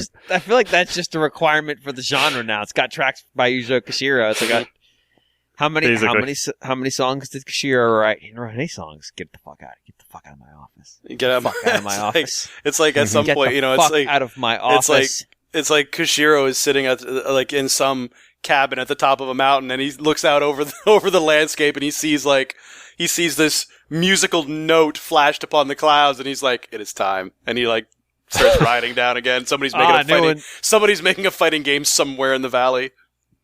Did I hear that Rivers City Beatdown or whatever is coming out? Time to get to work. It's like throw you out of the office for not having any Koshiro tracks on. The secretary just hands you a business card as you're flying through the door, having been chucked out. Don't call us, we'll call you. You live in a belt scroller, so that's why you're being tossed out by a very burly man. And she just slides it into your pocket as you fly by. When you land, you realize it's Mr. Koshiro's business card. So just we deal with your kind enough. Please fix your game. Treachery in Beatdown City is apparently a real game and not a name that I just made up. I think I know about that one, but is that a beat 'em up, or is that? I feel like that was like a different type of game that you might think. This is supposed to be a list of beat 'em ups, but it ends in Yakuza 0, so they don't have any idea what the fuck they're doing. Oh, okay. Yeah. So Yakuza 0, it has brawler combat, but it's an RPG. It's got RPG mechanics. It's very RPG heavy. Treachery in Beatdown City. Prepare to take the streets back as 3 unlikely yet incredible heroes. Why is it always 3? In this hybrid tactical beat 'em up. What the fuck? All right. Tactical beat 'em up feels like a contradiction of terms. What the hell? Now I'm curious. Where you'll go up against not only the corrupt system, but fighting off hordes of fascist cops, disorderly thugs, preppy cyclists, Disorderly thugs, entitled joggers, affluent punks, ninjas, terrorists, and even ninja terrorists. After President Blake Orama is kidnapped by ninja terrorists, and Mayor Mike Moneybags shuts down the police force. Stupid. Holy fuck, this is dumb. It's pretty great. Now suspended police chief Antonio Santiago can sense something bigger is coming. He enlists the aid of his daughter Lisa and her two friends, Brad and Bruce, to set out to discover not only the truth, but to find the root of the treachery in Beatdown City. That's Lisa and her friends. That's right. That's right out of 1987. I like that the chief of police, who's suspended, says, something worse is coming. Let me go call my daughter and put her to work. Mm-hmm. Hey, what are your friends up to? Let's put her I need you to go deal with all of the crime. All of it. Also a presidential kidnapping. That too. The whole thing. Get on it. Video games are dumb. We should really stop. Yeah. So this game is getting an Ultra Remix update at some point also. So it's alive and well. Man, that might be my next game. We'll see. Is it co-op? I can't tell, but we'll see. I mean, anything's co-op if you try hard enough. True. All right, we're going to take a break here. We'll pick up next week. We wanted to get some email in, so we're going to go ahead and take a break. And when we come back, we're going to do some listener mail. So please, stay tuned.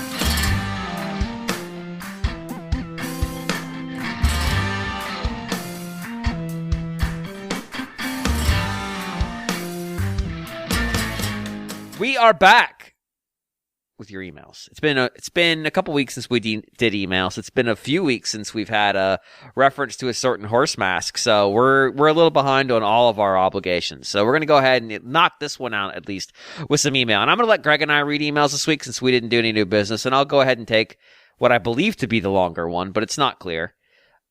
And Reg McFly writes, "Dear Donald Sutherland fan site."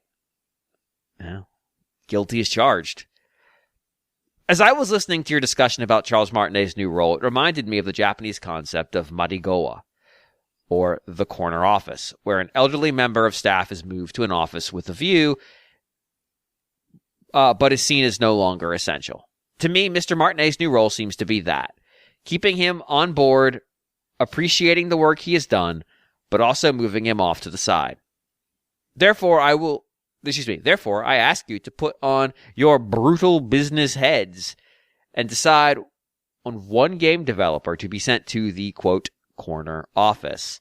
Will it be Ken Levine for the muddle that was BioShock Infinite? Will it be Yuji, quote, I avoided prison Naka? What about Tomonobu Itagaki? Has Hideo Kojima hit excess? I suspect that Naka has already corner officed himself. But keen for the RFN boardroom to make the tough call. ABS, always be Sutherlanding. You know, I'm surprised just how people, so many more people seem to agree that Donald Sutherland is, you know, a good-looking man. Do you not see like his sunken eyes, like? Or they're soulful. What's that got to do with him being horny or not? That's what I don't get. It doesn't matter what he looks like. He's still got a sex drive. Sure. Donald Sutherland still has a sex drive. There's only attractive people are allowed to have sexual urges, Greg. Don't you know that? What sort of bizarre mind? I love the fact that we're defending Donald Sutherland's right to be a sexual being. Like, this is an ongoing theme now. Let me tell you, Donald Sutherland has every right to be horny, part of the roles that I saw him in, I guess, in the 90s. Okay, like, he was fair, more like the grandpa or the old... Sure. Sometimes he's quite often the sinister character. You missed as well. You missed peak Donald Sexerland. So yeah, it's true. Yeah. But it's like in the 90s, you've got like if you remember Backdraft. he's like basically Pyromaniac Hannibal Lecter in that. It's kind of embarrassing how much it's patterned on. Oh yeah, it's way over the top. It's really like Outbreak. I think he's like a bad bureaucrat or something. It's been ages since I've seen that. But that was a lot of. He was like austere authority figures, or like kind of sinister people. That was a lot of what he got in the 90s. To be fair, it's true. Yeah, but those people in real life, horny as all shit. Bureaucrats, man, just all the time. Yeah, they got, all the time. Yeah. They got spreadsheets and they got spreadsheets. That's it. Done. Look, I'm spreading in the sheets, I guess. I don't know, man. Look, for doing that on the fly, no, I did good. Hey. I had to come up with that one as it went. I had no plan going into that joke. Came out on the other side. I feel like I did okay. So I think the problem with this list is that these people have been beyond corner office. Tomonobu Itagaki was ejected from the company that he had been at for a very long time and had made a lot of money because they were very much sick of his shit. Now, he sold this as him being sick of their shit, but look, you don't make ISIS terrorist videos for Nintendo if you don't want to. And that's not the kind of shit that gets you a good letter of recommendation at the end of the year. I'm just going to say your performance review of all right, here's your good decisions for the year. And there's nothing there. Yeah. It's just you brought a very nice spread when it was your week to do breakfast. Your bad decisions. Well, ISIS terrorist video is a good start. Let's talk about that. I don't wish to absolve him of anything because I forget the specifics because quite a while ago. But I think it was quite serious misconduct, wasn't it? Yeah, there were allegations of some stuff. Yeah, but regarding the video in particular, I do see that more as a failure of oversight than his failure. Because he was the boss. You know what I mean? No, but in terms of Nintendo allowing that to be in anything associated with them, that Nintendo is a failure of him doing bad things because seemingly he's just not a very savoury character or having bad ideas. That's him being him, right? At a certain level, maybe he just can't help himself. I don't care what contract they had and how desperate they were for exclusive content in the Wii U generation. Surely someone with better sense should have prevailed over that. I honestly it only shows you how absolutely staggeringly moribund the Wii U was. So that wasn't a bigger story. There's who was asleep at the wheel here? Oh, yeah, because when we saw it, we lost our goddamn minds. Mm-hmm. We're like, what? And, obviously Nintendo of America saw it, and we're like, absolutely not. Because that didn't go on their YouTube site. They're just that email with that video file came in from NCL. Somebody at NOA watched it and went, what the fuck? No. That's the problem, isn't it? Is that, you can have good sense prevail in one department, these days, but it doesn't really, the potential for blowback is global.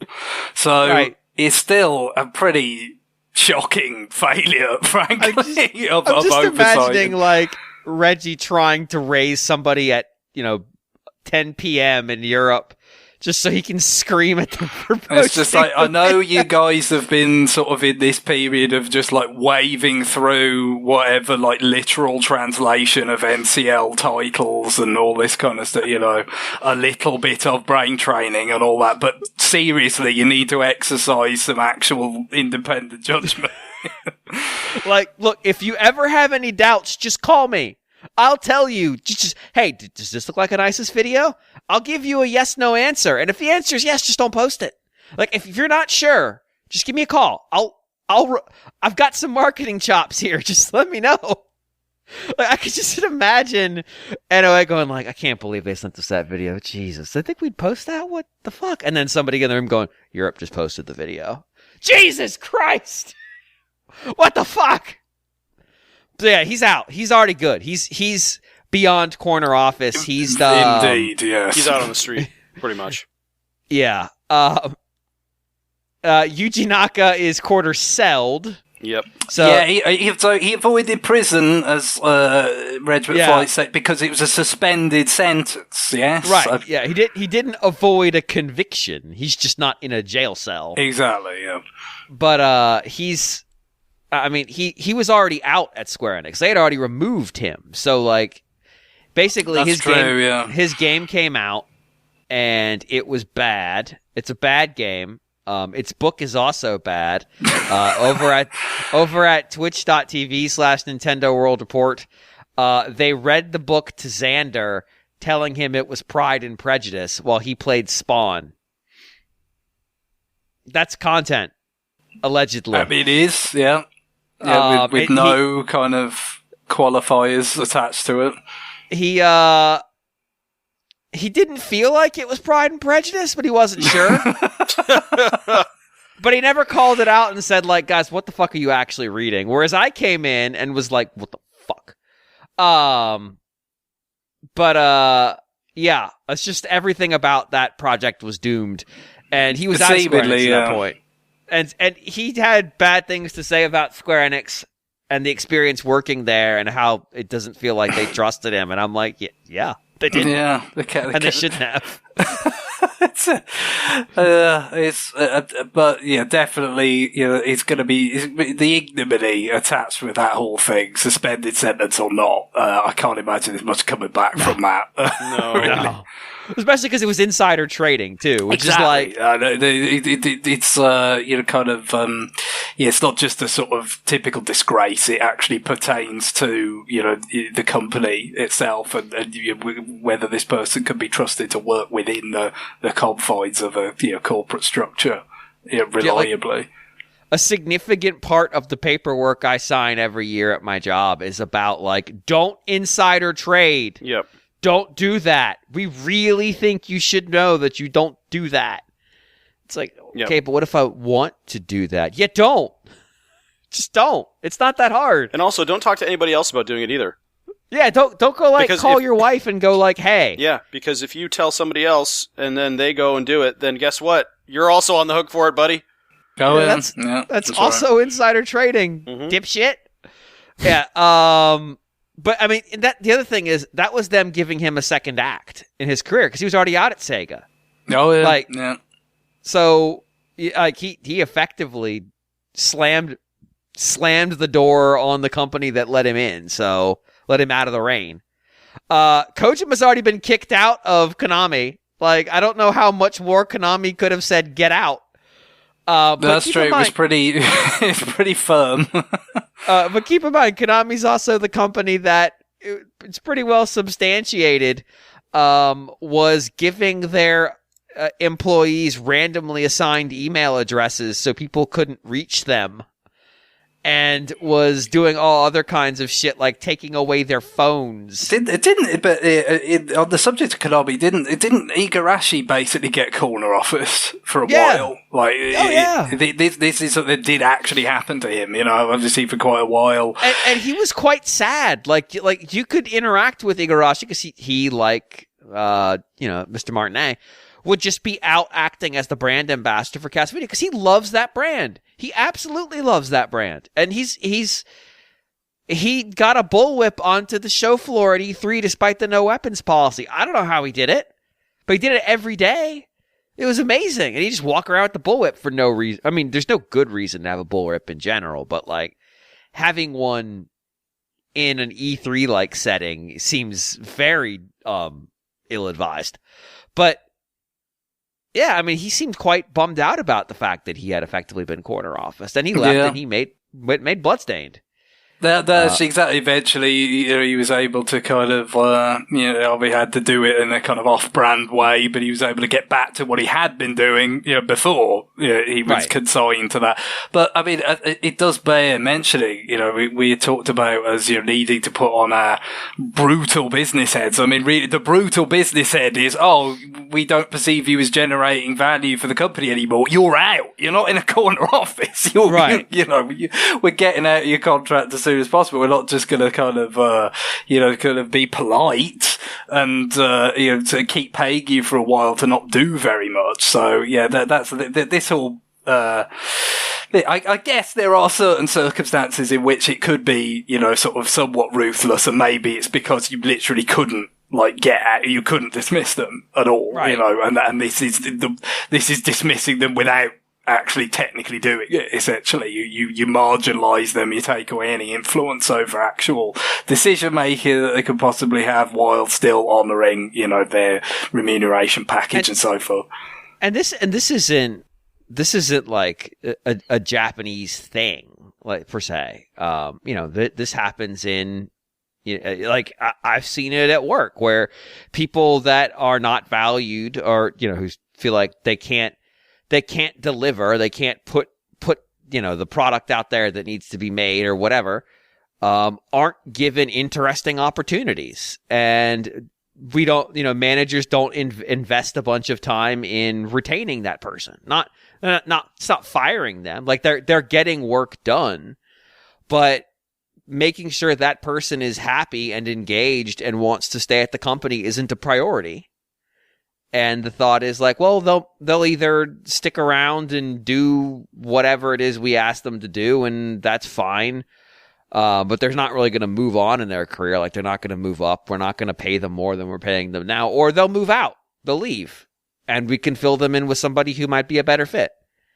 Like, that happens, I don't want to say all the time, but that happens with some regularity, and I would imagine in most workplaces. Like, yeah, it absolutely does. Somebody gets put on a team where they're just doing something that everybody knows isn't really important.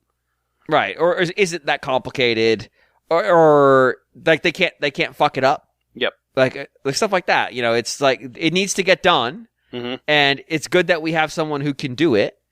But the person doing it is more or less replaceable. Yep. And this is, it might be tedious. It might be the kind of thing that people don't want to do in general. And so it's just like, well, we'll have somebody do it because somebody needs to do it. And if that person moves on, we'll find somebody else to do it. Yep.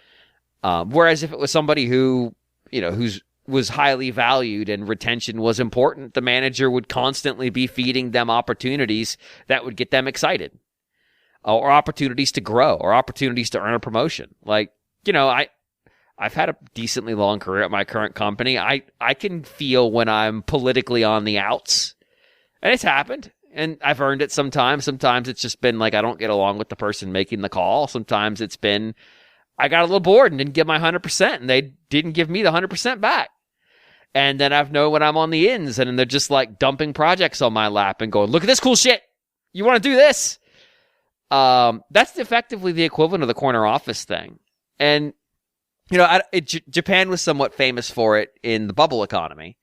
Because they could afford it. That's the point, right. Isn't it? You know what I mean? They didn't have to be brutal necessarily, as brutal perhaps they could have been in terms of maybe more ruthless in terms of marginalising some of these people. It's just like, well, no, we're just drowning in so much excess cash that you can afford to be polite, or to avoid upsetting people by just giving them these sort of non-productive jobs to fulfil, while presumably still be quite well compensated for it.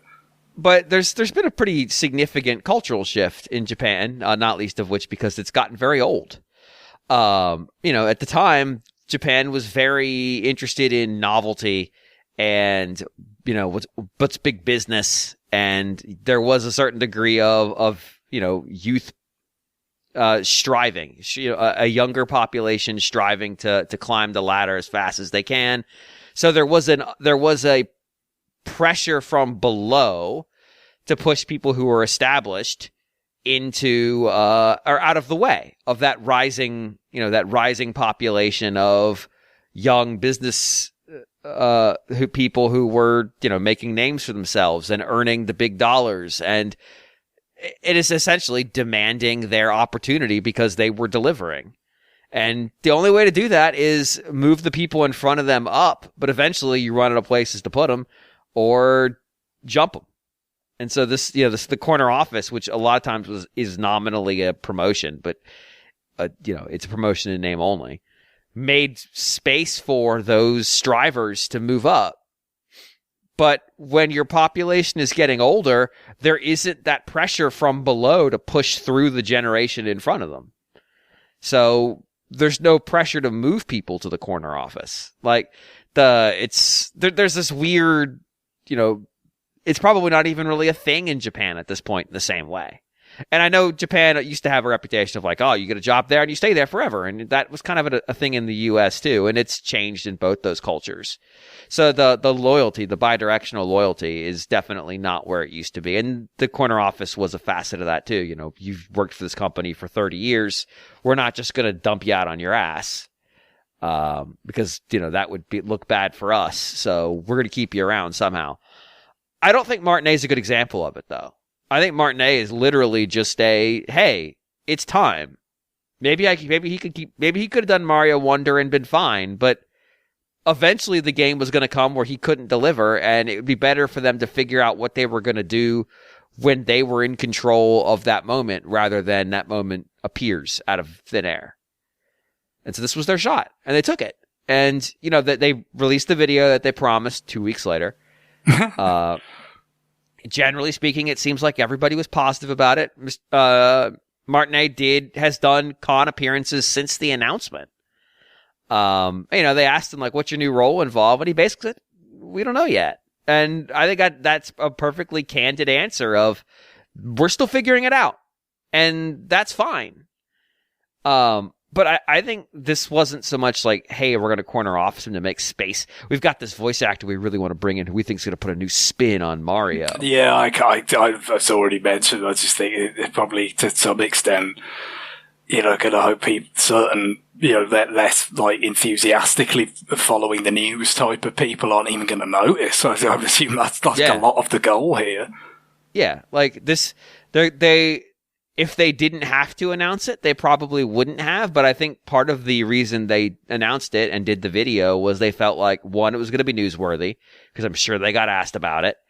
And two, they did want to give him his flowers. Yeah. Like they wanted to put some respect on him, that he's done this job for as long as he did. And he did it with great effect. And he's, fundamentally defined that character in ways that go beyond what was written on pen and paper. Yeah, or written in pen on paper. And what they don't want to happen is like what happened with Destiny 2 and Bungie, where Lance Riddick, who was the voice of one of the main characters in that game, Zavala, he died unexpectedly. Yeah, that's not good. And so they had to scramble to get somebody else in to do that voice.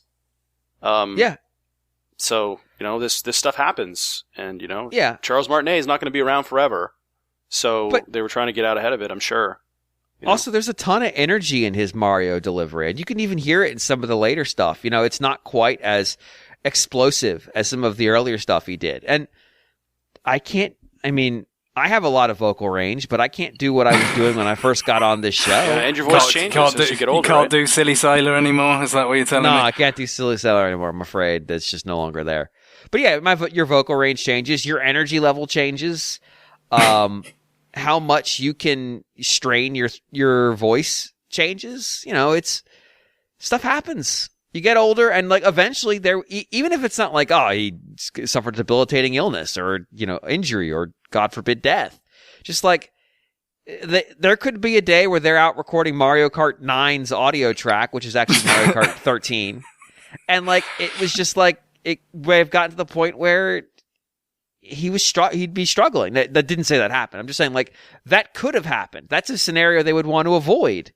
Like, we've recorded a third of the audio, and now we've got a problem. Charles has strained his voice, and we're on a schedule. We got to get this game out, and he's got to record 19 more baby versions of these characters in order to get the audio in. And we tried to make him sign that AI voice form, but he just couldn't hold the pen anymore. That's right. He's just done. We tried to tape it to his hand, but it's awful. Yeah. Like, look, nobody's rule it out either. Nobody's gonna record baby Luigi. This whole thing about have you seen this whole thing about them being coy? Like when they've been asked about, oh no, we're not going to announce like that there's a new. Who the new person is that's handling it. You're just going to wait to see the credits of Super Mario Brothers Wonder. Yeah. It's just like that. I'm sure there's plenty of people thinking that they, go with the AI route or something because of that. No, I just took it as they don't want to take away from Martinet's moment. Like no, they don't want. I get. I think it's perfectly ordinary sequencing, but you know what I mean. It's just the zeitgeist of AI. Yeah. Everybody's freaked out. Just people expecting the worst, not unreasonably in many ways, because of the sort of practices that are out there. You could understand it. Yeah, it is what it is. Now, in terms of like who might actually need to be corner office. Who needs to be corner office? It's a bit of a mean-spirited question, I guess. I don't know whether I've got like one that I really sort of feel myself very strongly about. There are people who I just think need to be ejected. Like David, if you're putting the brutal hat on, you're thinking more, the corner office that Dick Jones gets at the end of RoboCop, that kind of thing. I don't think that there's anything brutal about saying that David Cage should be banned from all creative enterprises. Peter Molyneux, true. You think?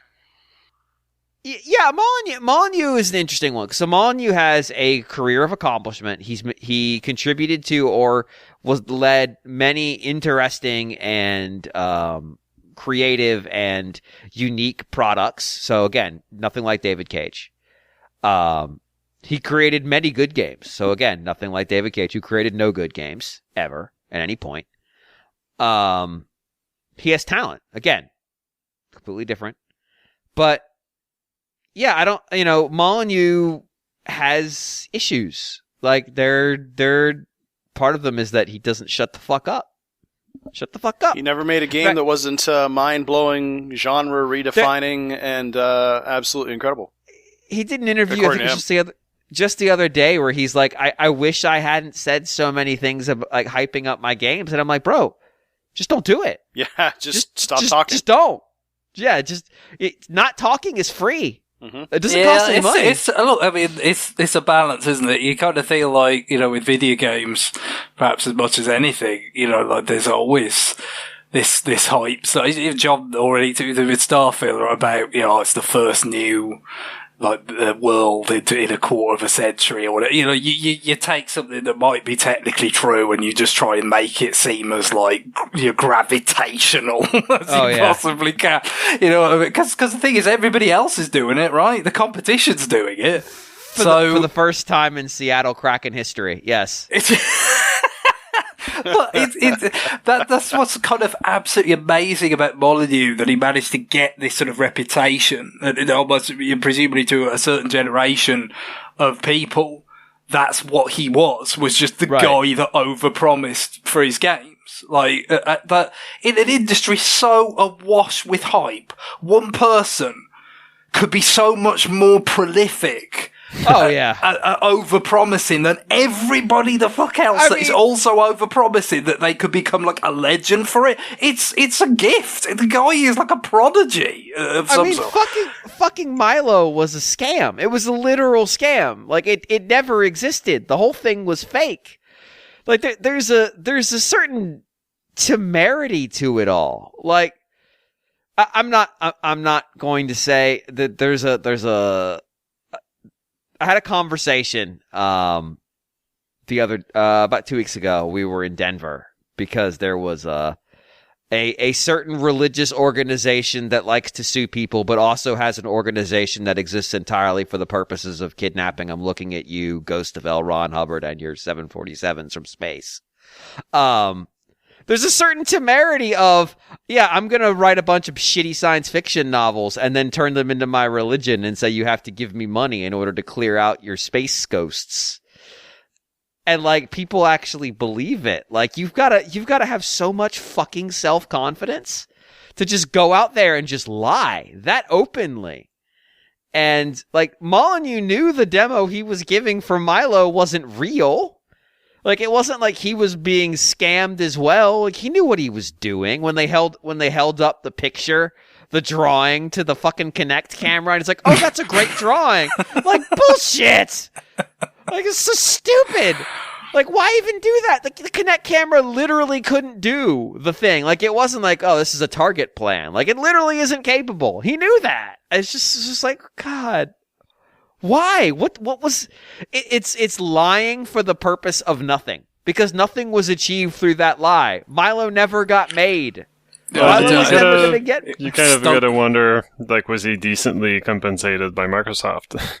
Sure, but like, why did Microsoft do it then? Because they also knew that Milo could never be made. Right. I mean, you could ask, why does Microsoft have a games division a lot of the time, and there's not really an obvious answer. No. But like, sometimes you just look at it and you're like, okay, all right, so he made this demo. So I'm using the word demo here incredibly loosely. And he brought it to Mike, knowing that it could never be made, knowing that it could never actually be a game. Okay. Cool. That's stupid. But then he took it to Microsoft, and Microsoft said, yes, centerpiece of our presentation. Also knowing that none of this was real. Or very stupidly thinking, God, that man's a wizard. How did he do it? And not knowing... Do you think that's one of those cases where he was a victim of his own success in terms of like, well, I'm trying to con these people, but I'm not trying to con them in such a way that they'll make it the centerpiece of the presentation, because that'll just be embarrassing for everyone. You didn't have to fall for it that hard, did you? Jesus, have some self-respect. But, you know, then you have to follow through, don't you? You can't really go back. And to your point, like, he's famous for his overselling in an industry that's full of snake oil salesmen. Everybody's doing it. Everybody has to do it. That's the thing. It's just so incredible that one person could distinguish themselves in that way in this field. He is the Usain Bolt of video game lies. It's a unicorn. It really is. You know, what can you say? It's just incredible. The Usain Bolt of video game lying. There it is. I like... There were many people running very fast times. It didn't matter. There's many people lying about video games, but Pete's still out there just talking about how you can grow fucking oak trees. It's just the temerity, but also the I don't know, the mendacity of some of the lies. The sheer delusion of self-aggrandizement. But sometimes the banality of them. Like, just like, who the fuck cares that I can grow a tree? I don't care. Well, I don't fucking care. What I've always found weird about that example is that, like, wasn't that one of the examples that, I don't know who it was, if it was Nintendo Power, if it was Nintendo, but like the 64DD, like they mentioned. Oh, no shit. Was that talked like, about with 64DD and Doshin or stuff like that or something? Right, like, well, I just remember instead of trees, it was like crystals. Like, you could take down the crystals and then they regrow or something. Yeah, because the whole thing of it having a clock, right? Like, it was just like, right. It's got an internal clock, unlike the base N64. So you can have stuff like this, I guess. Right. Even though it's like, yeah, but I mean, didn't the Saturn and PlayStation have them anyway? Like, it always struck me as a little bit odd, but there you go. But yeah, again, with video game bullshittery is not. He doesn't have a monopoly on it. He's just extraordinarily prolific at it. He's very, very good at playing the game. There were many great Greek warriors during the Trojan War, but Achilles stands above them all. He is the Achilles of video game lies. Yep. But in terms of like another answer to this, like I said, it feels a little bit mean-spirited to come up with one, and I don't have one that I personally have some passion for. But I wondered if what other people might think of this, because I've not really played that many of the games that this particular figure has influenced a lot.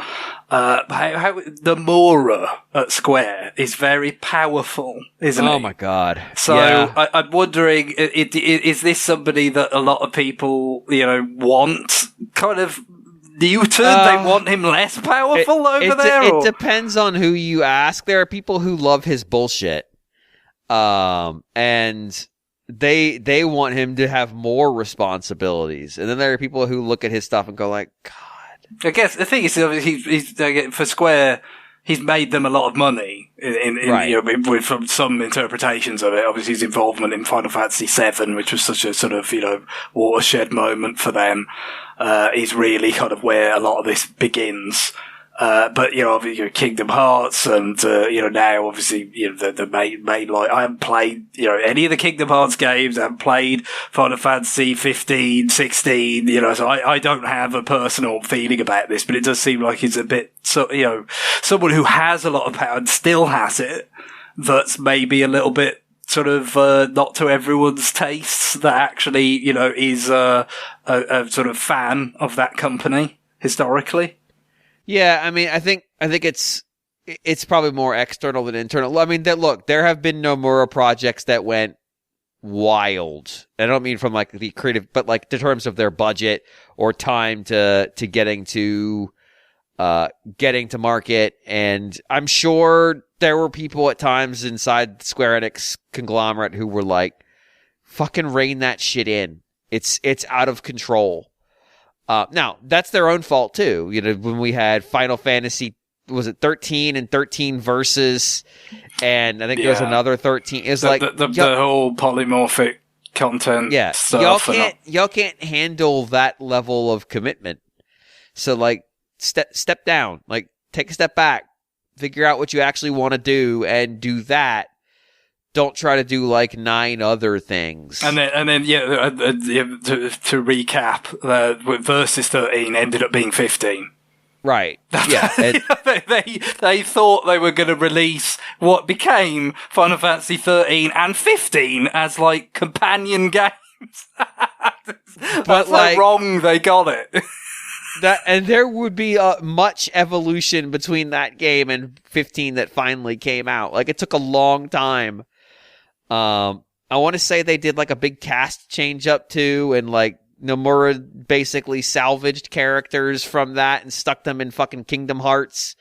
It's like there is a certain amount of his fingerprint for some people is on too much, and they'd like to see maybe his role come back a little bit. But that's more of what customers want than what does ruthless businessmen want, because the ruthless businessmen are why he has all this shit.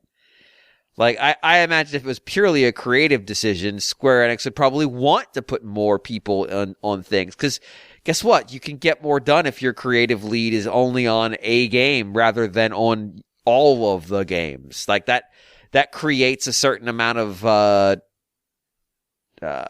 breakdown of how much their influence is able to be used. Yeah, you wonder about that.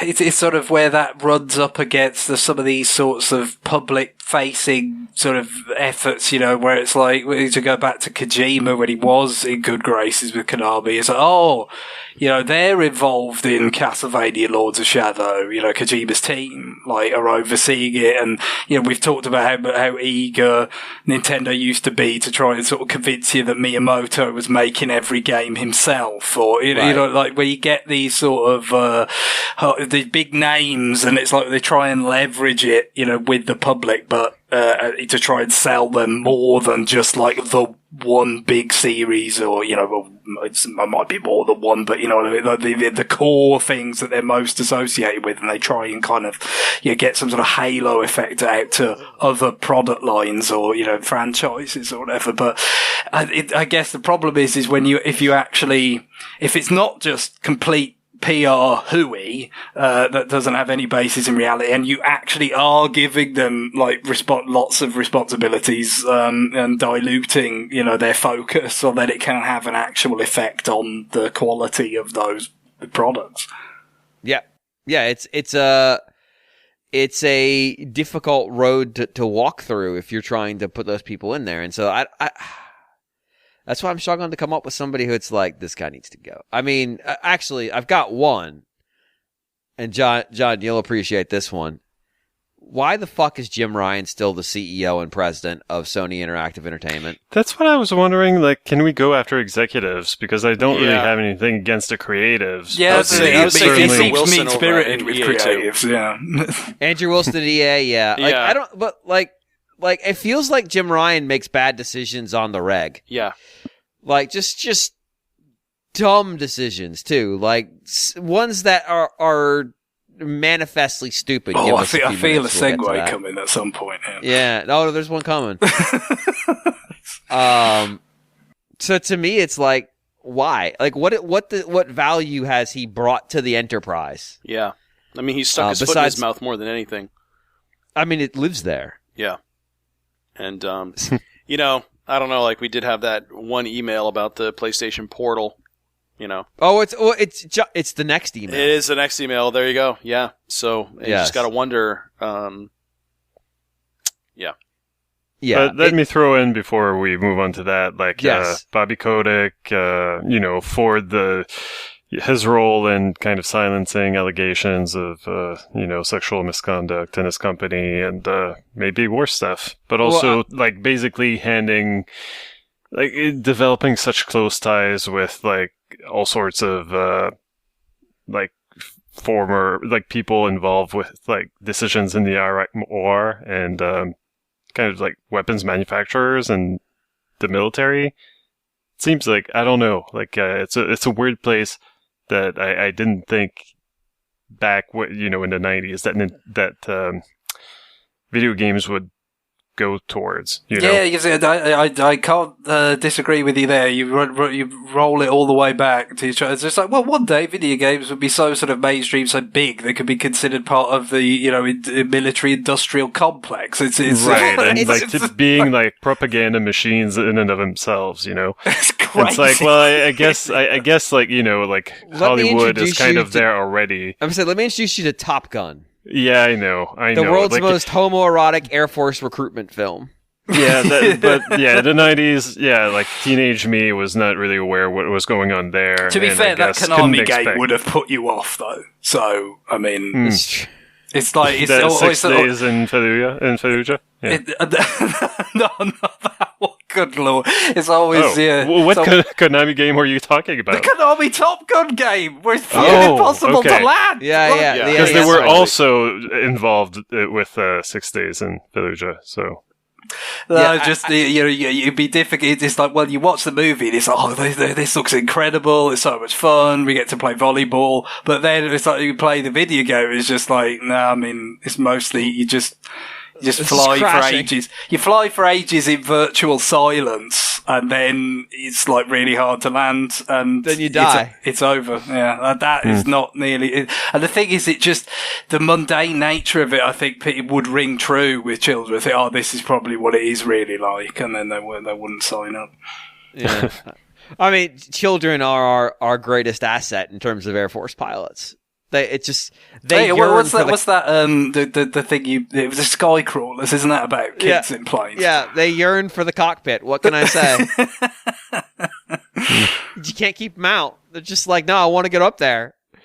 The sky crawlers is like, what if we just put kids up there and everybody's like, boy, this is fucked up, but doesn't stop it. Just lets it keep happening.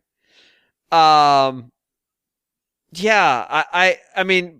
Honestly, Microsoft basically did that with Kotick. Because this thing, like, people, there was always a lot of consternation when it came out, like how much money Kotick made out of Activision. But the part that they missed was that he was like the majority owner of the company, so he was basically paying his dividends to himself. It's like, okay, well, I mean, yeah, he owned like 52% of the company. He's going to make a shitload of cash, but. Because he bought it on the super cheap when it was basically dead. Like, you can argue about how much money investors should make, but he really did, like, turn that company from an almost dead relic into a major industry player that Microsoft wants to pay billions of dollars for. But Microsoft is basically corner officing him now. Like, that deal is basically like Microsoft has a valuable business partner in Activision Blizzard who has managed to make themselves so fucking toxic through their behavior, and a lot of it was on the Blizzard side in particular, that Microsoft doesn't really want to associate with them, but really can't afford not to. So what if we just fix the problem by buying it and making the bad stuff go away? And the bad stuff are people. What if we get rid of the people who were the problem? And then we have this reformed brand that we got on the cheap because, of course, the value is deflated because it felt like harassment. They just couldn't stop harassing. It was like it's all we got. Just addicted. I'm addicted to it. It's an addiction. It's not my fault. Well, once the stories started coming out, they just didn't stop. Yeah, it was like once the stories came out, and then they became. The problem was they were on this arc where the first stories that came out were bad, but they weren't like surreal. Mm-hmm. You know, they were believable because they weren't particularly unique. Yeah, like your typical boys club sort of stuff. Right. And then as they ramped up, they got weirder and weirder and weirder. And they were on that like boiling the lobster thing where we just kind of kept believing it because it wasn't like an immediate jump to weird shit. It was like the slow climb that established that, oh yeah, the culture at Blizzard was really fucking weird. And then you got into the I'll believe anything phase where it's like no matter what story came out, you'd be like, yeah, no. Of course they were making blood sacrifices in the break room. Yeah, no. Why wouldn't they do that? To the tit altar. Yeah, no, of course. Yeah. It's boys club. Boys being boys. Like there was no limit at that point. So, yeah, the value was greatly diminished. So, yeah, I mean, I mean, if it goes through, Guillaume, Bobby Kodak's corner office is shit. Now, you can make a lot of money out of it, but that's just the unfortunate reality if he's the owner of the company. But yeah, I mean, I have no doubt that part of the reason they sold was he was probably concerned about potential, liability. And Microsoft's taking that on. So he gets to leave and go off and do whatever. Which is basically what corner officing is. So yeah, you found it, Guillaume. You found the modern example. With built for billions and billions of dollars. Oh, yeah, a scale so grotesquely massive. It's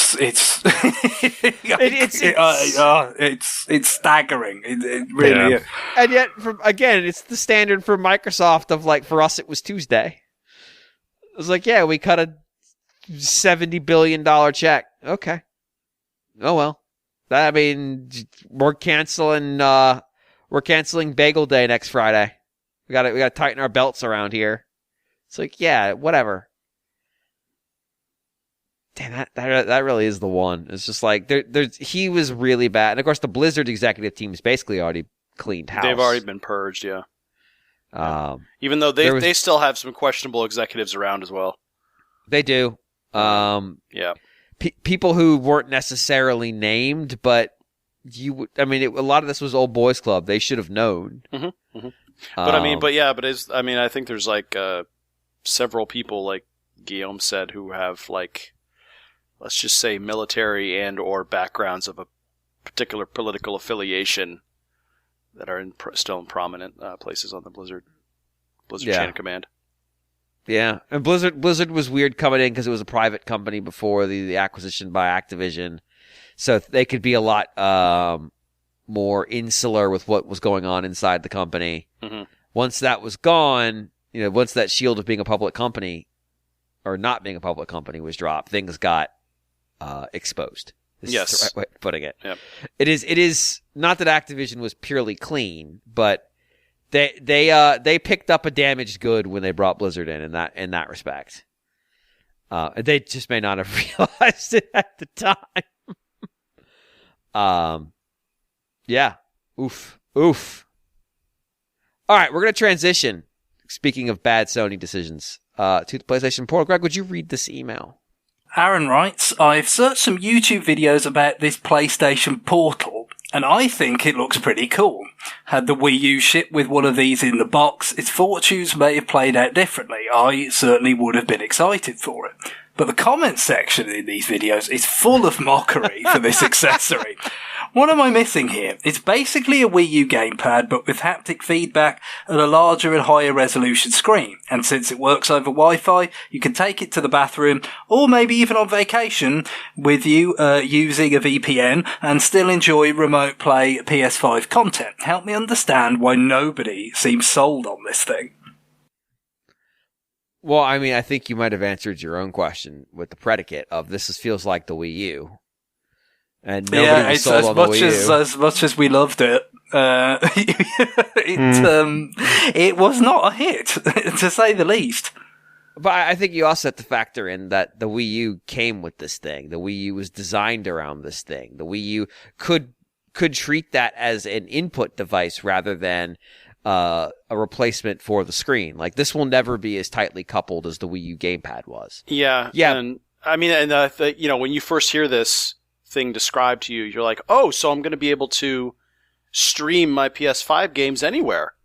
That's no. If by anywhere you mean the bathroom, or actually, as long as your bathroom is within proximity of the Wi-Fi that your console is on, yes.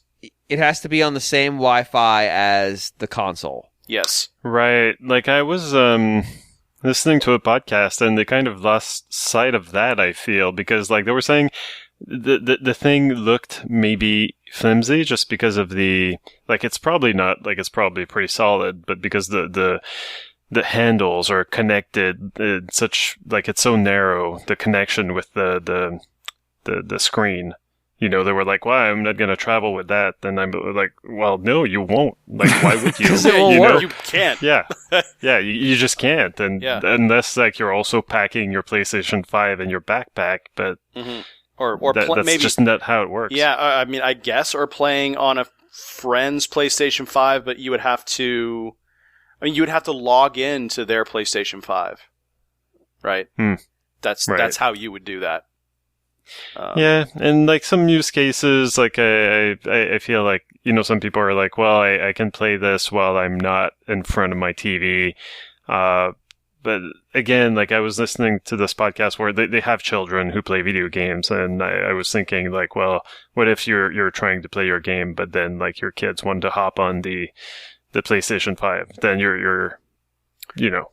Yeah. You're going to have to give up your playing. Yeah. That's exactly it. So, like, that's where I think the criticism comes from, is the fact that I think some people just don't understand what it does, but then also, if the ones that do understand what it does realize that it's for such a limited use case, when there is an obvious use case out there for streaming games online, you know, I just have to say that, you know, while Sony is, you know, upping all of the prices of its PS Plus, plans, I only hope that means that you can then stream stuff over the internet with all the money that they are surely going to pump into R&D. Negative. You know, hopefully with that extra money, they will take that and put that into making this thing being able to stream games over the internet. But even that being said, that's already being done via Game Pass on Xbox, and it sucks. It's not good. It works for some games, but mostly that's it. Yeah. But the other thing to keep in mind is that this device, it's not super expensive. We thought it'd be more than that, to be honest. But, how much did it come in at in the end? $199 US. Yeah, $200. Yeah. But it's not cheap. No, it's certainly not. I mean, it's expensive enough that you start doing comparisons of, like, well, what about a standalone device? You know, obviously, yes, that's not the, you know, kind of, it's targeted at people that play on PlayStation. They want access to PlayStation content that way. But, you know, in terms of, like, things like a Steam Deck, you know, at a certain point, it's like, well, yeah, that you could have your children want to use the TV, you know, to actually play other games, and you could keep playing that, you know, in that case, because it's a standalone device, you know, right. And it gives you, you know, access to the enormous content library of Steam, you know, which has, you know, some plenty of advantages. So, you know, you do kind of, it's high enough that you're like, okay, well, again, the limit of the use case kind of is starting to maybe be a bit of a problem. But yeah, I again, one of the problems with Wii U seemingly was that it wasn't terribly clear to the general audience what it could and couldn't do, or what the product actually was. And it just seems like this has got a lot of the same problems. Like it's almost more so because, as you said, I mean, Nintendo, they at least had it from the jump, and everything was designed around it and all that. And I mean, they definitely could have done a better job with the branding and some of the messaging and stuff, but at least it was, all baked in from the beginning. Whereas with this coming, years into the life of it and everything, probably only adds to the ambiguity of the thing. And it doesn't seem like it's a particularly big push from them either. To me, it seems like it's quite a low priority thing. I'm not going to say that it's like one of those full-on passive-aggressive launches like what Nintendo did with Virtual Boy. It was like, no, we're going to launch this to punish you. Because they just spent a long time developing that product and were probably going to hit a dead end. Basically, it's just like, no, this is not going to be something that we, are going to have a commercial success with. But then, at some point, Yamauchi just decided, no, we're going to dump it out there and it's going to fail, and then we're going to move on. Like, what was the point of that? I don't even know. I'm not accusing it of being to that level, but it certainly isn't like a priority for them, seemingly, either.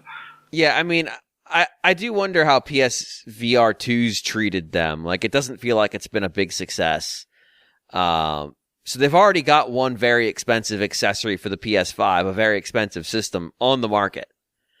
And I do wonder if this is going to make, like, managing their brand and their pipelines more difficult, and trying to figure out what to market when and to whom. And also, like, if you want somebody to have all three, you're really going to the well. At the same time, they're also increasing the price of their online package, as John mentioned. Like, they're hitting up their audience for a fairly, a relatively decent-sized audience, but still finite. Yeah, and, for a bunch of add-ons. And meanwhile, I mean, I guess what amazes me, just in retrospect, is how they killed off the Vita, but then they bring in PSVR 2, which is probably less popular, and it's still its own unique SKU, just like the Vita was. It still plays its own unique games, so they need a whole different tool pipeline and all that kind of crap with game development, right? Like, yeah, but you can get away with making games that sell on the novelty on the PSVR, and you can't with the Vita. I know what John means here, because it is like you're going to have this attitude of like, Vita, portable, the level of success that had with PSP before that. It's like, it's a bit small beer. You know what I mean? That was like the attitude. Right. He was just like, it's not that it's unsuccessful, but it's not successful enough for us to think it's worthwhile. So that's just, that's getting deprioritized, and basically it's going to go away. And usually when you see that, like with Nintendo, they phased out their portables and kind of consolidated everything into the Switch. And, that saves them a lot of money, right? That's usually a typical thing that you see. But Sony, I always thought, okay, well, they clearly just killed off the Vita and all of their portables in order to, pour money into their cash cows, which is the consoles, which makes perfect sense. Right. Yep. But they just... But then you turn around and have it in these niche devices that you presumably it probably isn't even as kind of productive revenue raising as the Vita was, maybe. But I would guess I don't follow Sony stuff that closely, or certainly not the VR world very closely. So bear that in mind. This is not a very educated opinion, but I would guess they just feel like at some point that niche is going to blow up. It's it's going to go mainstream, and it's just like they need to maintain this presence for that they will be there on the ground floor waiting to kind of reap the big rewards when this seemingly, by their reckoning, inevitable breakthrough does happen. But I mean, the problem is that whatever's going to trigger that breakthrough is more than likely a new product. So you would be there holding the bag of product that's not new. Like, I believe Meta cut down a decent amount of their VR staff, which is ironic because they renamed themselves Meta, which is a fucking meaningless name.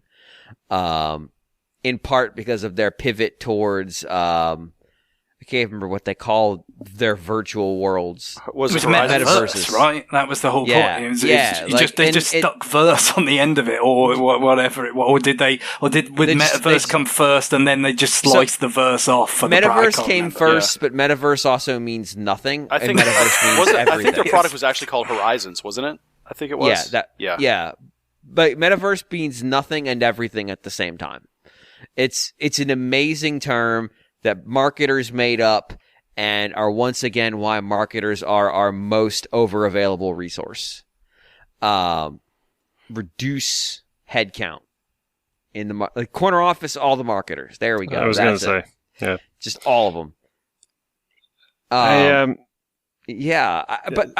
go ahead.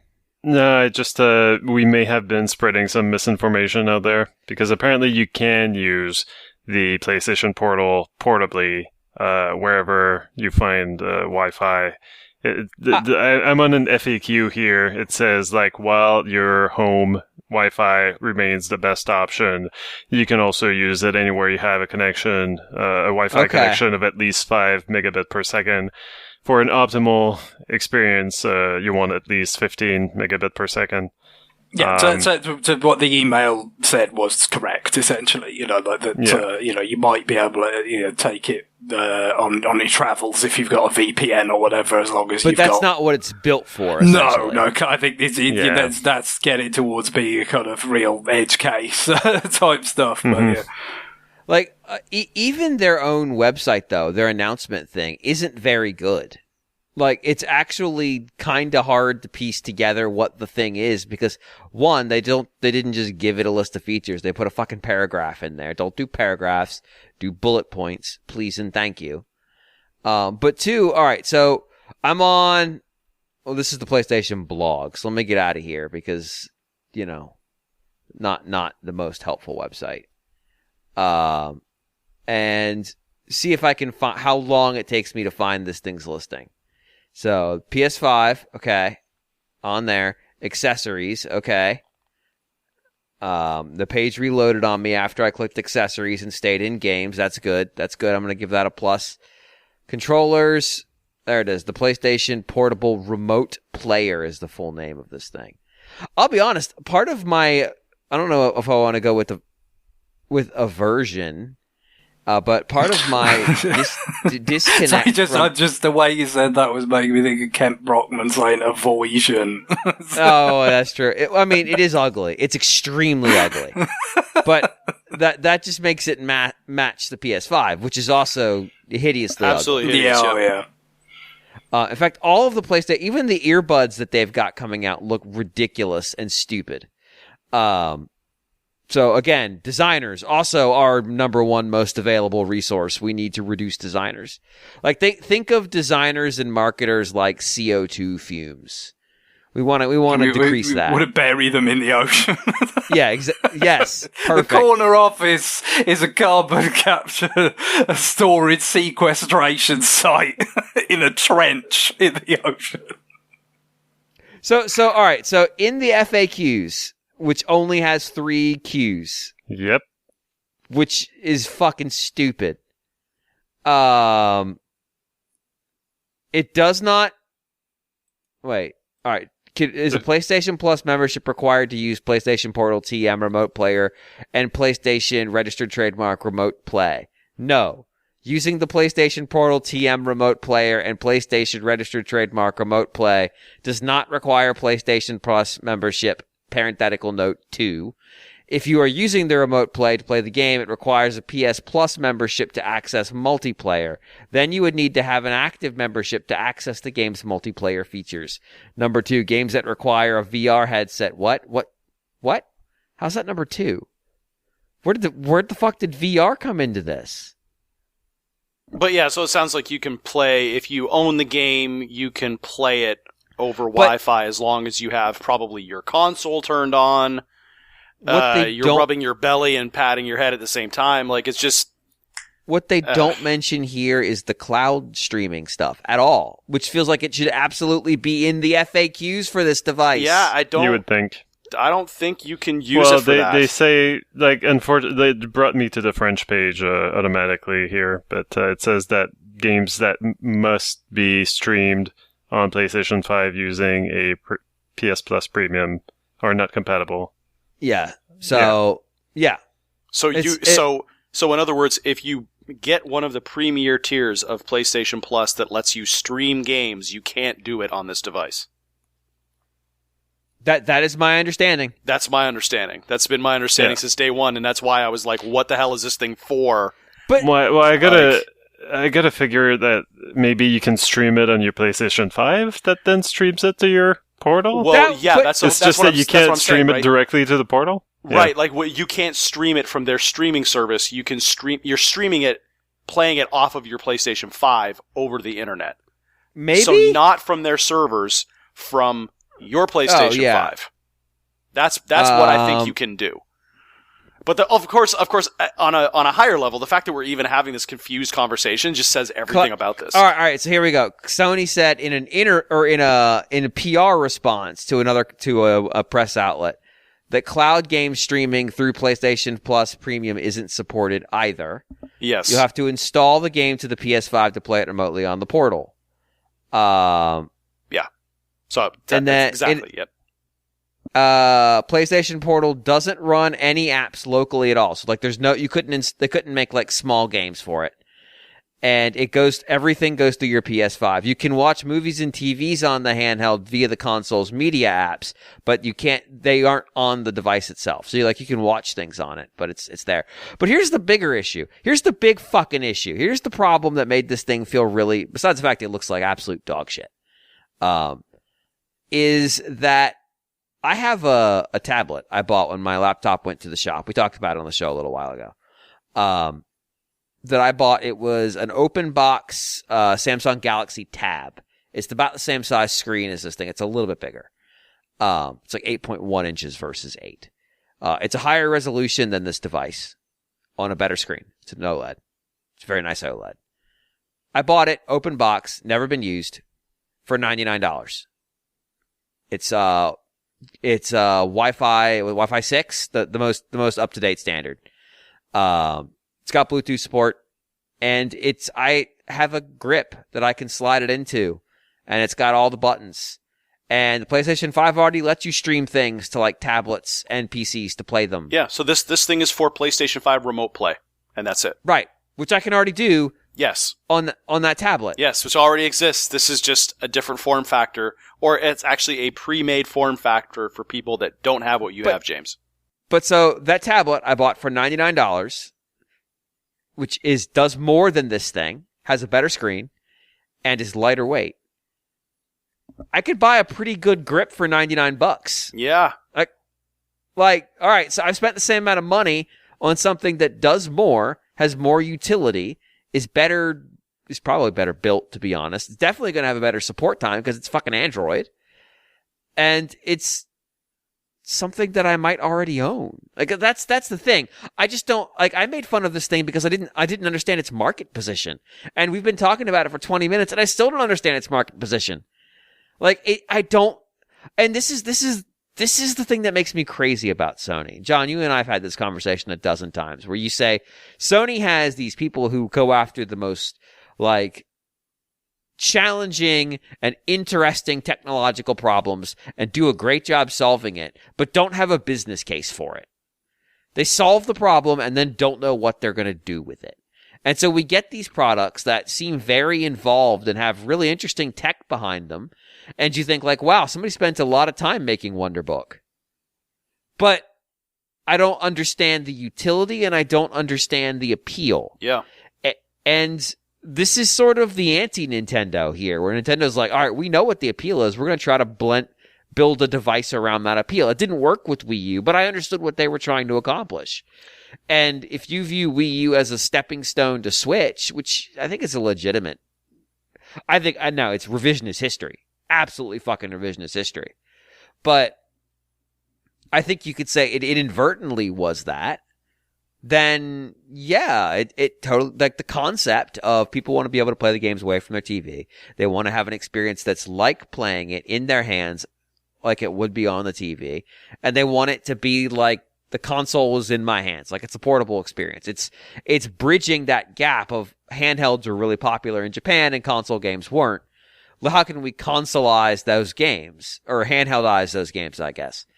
And the answer they landed on the first time was wrong. Wii U is not it. The tech in Wii U is really interesting, and it probably costs a lot of money to figure out how to do that very low latency video streaming rather than a Wi-Fi streaming.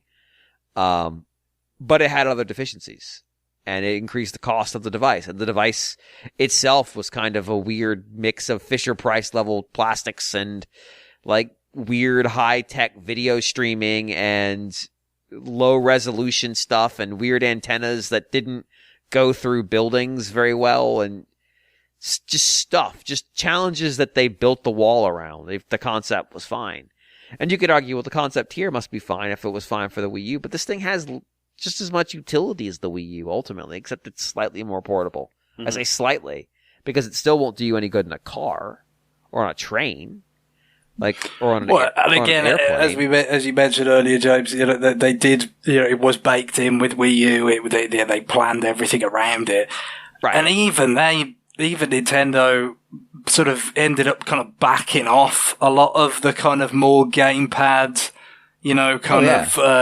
centric design that maybe they teased or suggested earlier on, and there were no second gamepads that people could buy, and have two players using each their own individual gamepad. That didn't materialize, and just a lot of the games just boiled down to, it's got off TV play.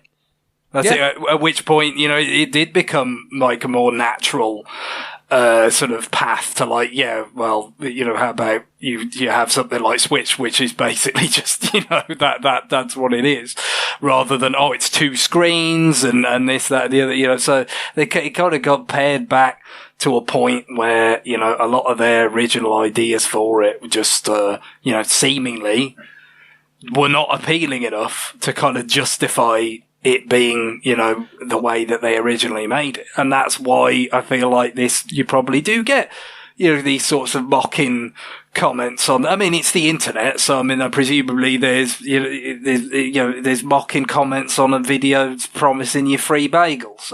It's just, there's nothing that won't get the gremlins of the internet out, but I'm going to assume this in particular attracts it because it is analogous to something that bombed, for a start, and, and presumably, there'd be your people who are like diehard Xbox fans that just want to shit on anything Sony are doing because they resent the fact that PS5 is absolutely murdering the Xbox Series consoles in the marketplace. It's not great. And all this sorts of stuff that doesn't necessarily have that much to do with what the product actually does, or, whether it might be a cool thing to have under certain circumstances. But, it's just like the connotations, certainly, with what happened with Wii U aren't great. But moreover, the way that the sort of half-hearted way that they seem to be selling it is, I think, definitely a big contributor to it as well. Yeah, they don't seem behind this thing. They talk about it. And it's a weird, to me, it's a weird doubling down on one of PS5's least used features. Yeah. It's just, no one asked for this product. Why are you making this? It feels like somebody made it in a lab to see if they could, and then they're like, well, we spent money on it, I guess we should try to release it. Yeah, the only thing I can think of is that maybe they have some sort of larger thing in mind for remote play. But then you should launch it with that thing, so people understand the value of the. The first time I saw it, I said, "Oh, cool! So this means that you'll be able to stream Sony. Like this is ushering in the competitor to Xbox game streaming, which, by the way, nobody really cares about as well. But I can see how Sony might want to. These two companies match each other feature for feature. There's that whole arms race kind of thing between Sony and Microsoft all the time. So I thought, oh well, since just because Sony doesn't want Microsoft to look like they're ahead of them, this is their But we also salvo. We also just had 2 or 3 major technology players, like the big heavy hitters, all fucking fail out of the game streaming space after making an embarrassing degree of investment in that space. And I will never, ever, ever forget that. I think it was the Facebook one when they launched their streaming one. streaming device had fucking E.T. on display as part of their history of video games. You know, the E.T. video game, not as the like warning, all the but positive connotations. Yes. Yeah, like it's like, are you fucking for real? I can't remember which streamer that was now. I think that was Luna. I think that was Amazon. Okay, but like everything went wrong, like out of the gate for all of these things. So I don't know. If Amazon can't figure out game streaming as a viable alternative to console ownership, you fucking think Sony's going to do it? No. Well, no, but I mean, but Sony and Microsoft, they at least have, like, they're at least players in the game space, right? Amazon is just doing it a pure tech play. Like, hey, we can build this. I get that. But, you know, at least, like, I can see Sony has a business reason to do this. Definitely. Beyond just flexing engineering muscle like Amazon or Google, for example. Right? Yeah, I just worry from the standpoint of projects like this of, all right, so you're only going to get a relatively limited window to sell this thing because it either needs to sell, so retailers make a second round of orders, or it's not going to sell, and retailers going to, when they finally get rid of their first set, they're not going to replace them because they're going to take up space. They're going to need to be in the secured objects cabinet because they're $200. They're going to be a pain in the ass to sell because someone's going to have to go get them out of the case every time and ring them up. And there's probably it's because it's got a serial number. It's probably going to have to get registered, which isn't a big deal, but it is a step. And if these things just linger, they're not going to want a second round of them. So like Sony's got to make this thing appealing now. And I just don't feel like they're trying to do it. I feel like they're trying to soft pedal its release, which is the same playbook they seem to use with VR too. Yeah. This thing will be in the bargain bin by like next Christmas. I don't entirely understand it. Yeah, and that's I don't why. either. That's why, like, when we were talking about it in the Discord, I was poking fun at it because it was just like, fucking, what is this thing? Why is this thing? And why should I care? And Sony's like, here's what it is. We're gonna not even tell you if it can cloud stream. Why? Why should you care? We would like it if you bought one, please. Yeah, it's like this prompts a question that we don't want to answer, so we're just not going to talk about it. I wonder, the obvious sort of thing to wonder, because, as you said many times, the Wii U, as it was very much a sort of answer to a particularly Japanese kind of question about making, as you already mentioned, James, making consoles more popular in Japan. How much of it is born out of that? Because of course, Nintendo just owns Japan so badly, right? It's 10 years late, and Nintendo already has a better solution. Yeah, I'm trying to figure if that's, one of the was at least at some point one of the kind of, the impetus behind this, even for someone like Sony that has, much, obviously, far more, deprioritized its home market, or in some ways it almost isn't their home market anymore, the way it is for Nintendo. I'm sure there's still a prestige damage here, though, of like, God, the entire top 20 is Switch games? Fuck. No, yeah, well, Armored Core, not necessarily this month. But Armored Core managed to make it, but that, you see it, like FF16, Armored Core, they shoot up, for a few weeks or all that, but it's not long. And yet Pikmin 4 just clawed its way back to the top. Yeah, that's the thing, you can't compete with the commercial juggernaut that's Pikmin. Jesus. Switch just owns the entire chart so much. So I don't know, maybe that was the impetus there somewhere, but... Yeah, well, it is like one of the 3 questions in the FAQ on their website. Like, can someone else use the television while I'm using this?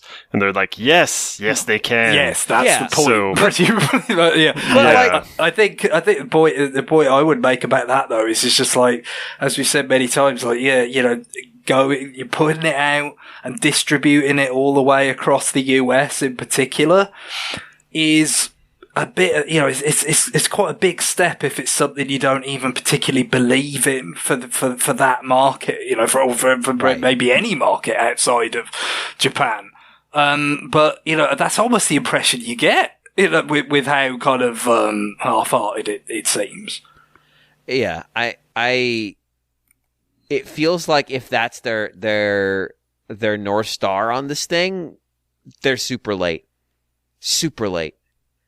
This is the equivalent of, I tried to get a research book in interlibrary loan once and received it 2 years after I graduated, which was extremely useful, and I appreciate the university less than 40 miles away taking 2.5 years to get me the book.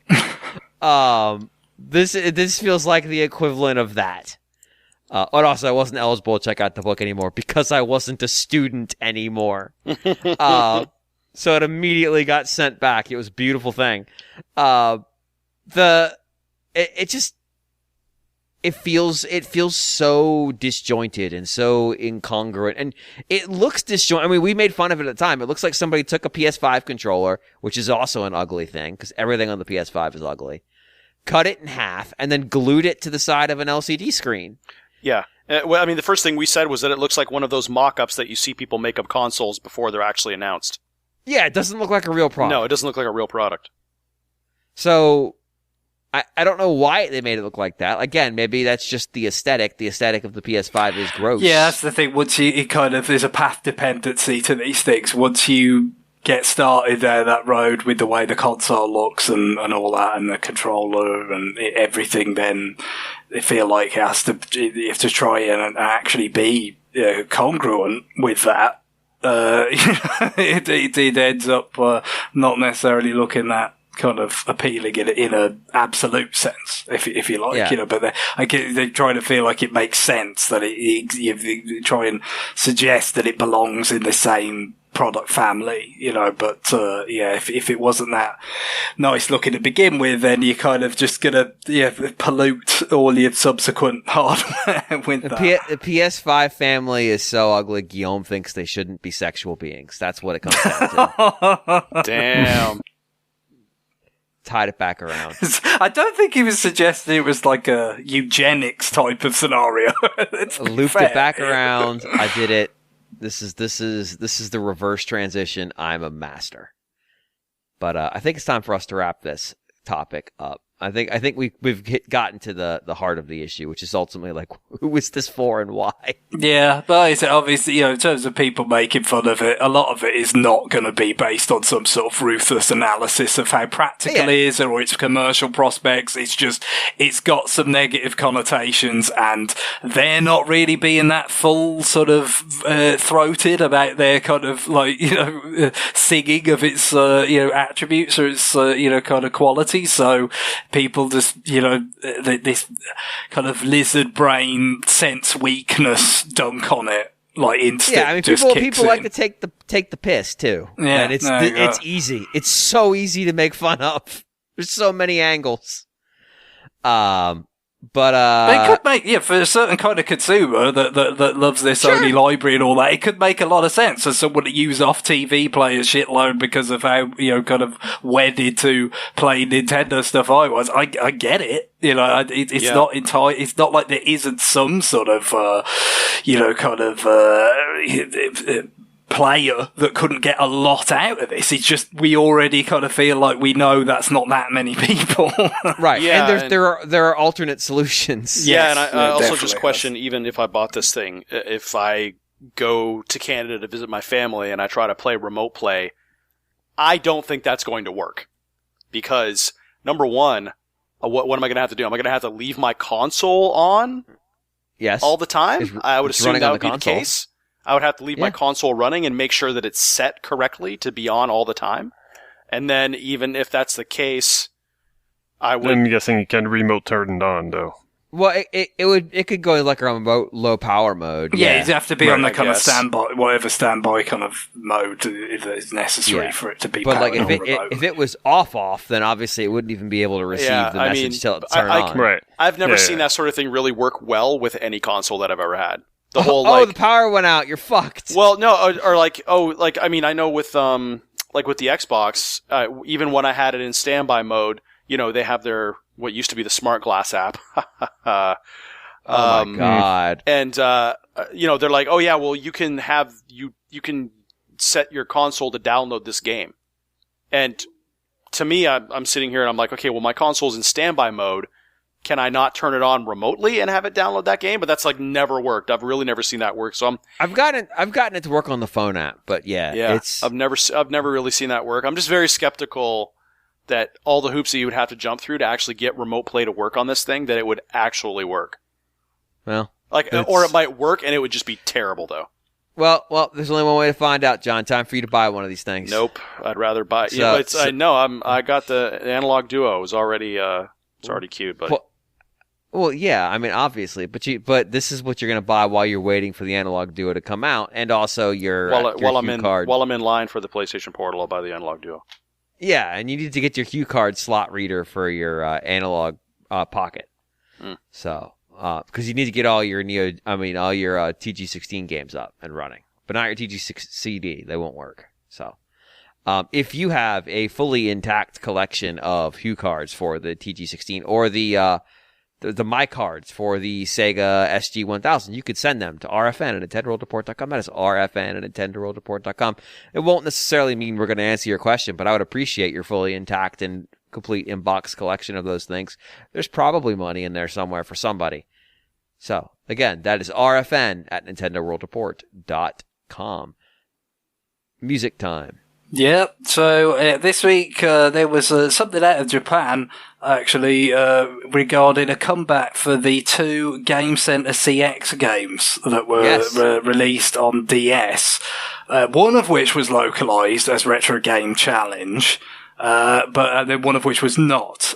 So these two, there was a third game that was on 3DS, so that's not included in this sort of. It is not well liked. It was made by a different company. It was not developed, I think, by the same team. So these 2 games were developed by Indie Zero, who kind of started life making that Suta Hakun game for Nintendo. That was like it was like a version of it on Satellaview, but it was also just a super late Super Famicom cartridge.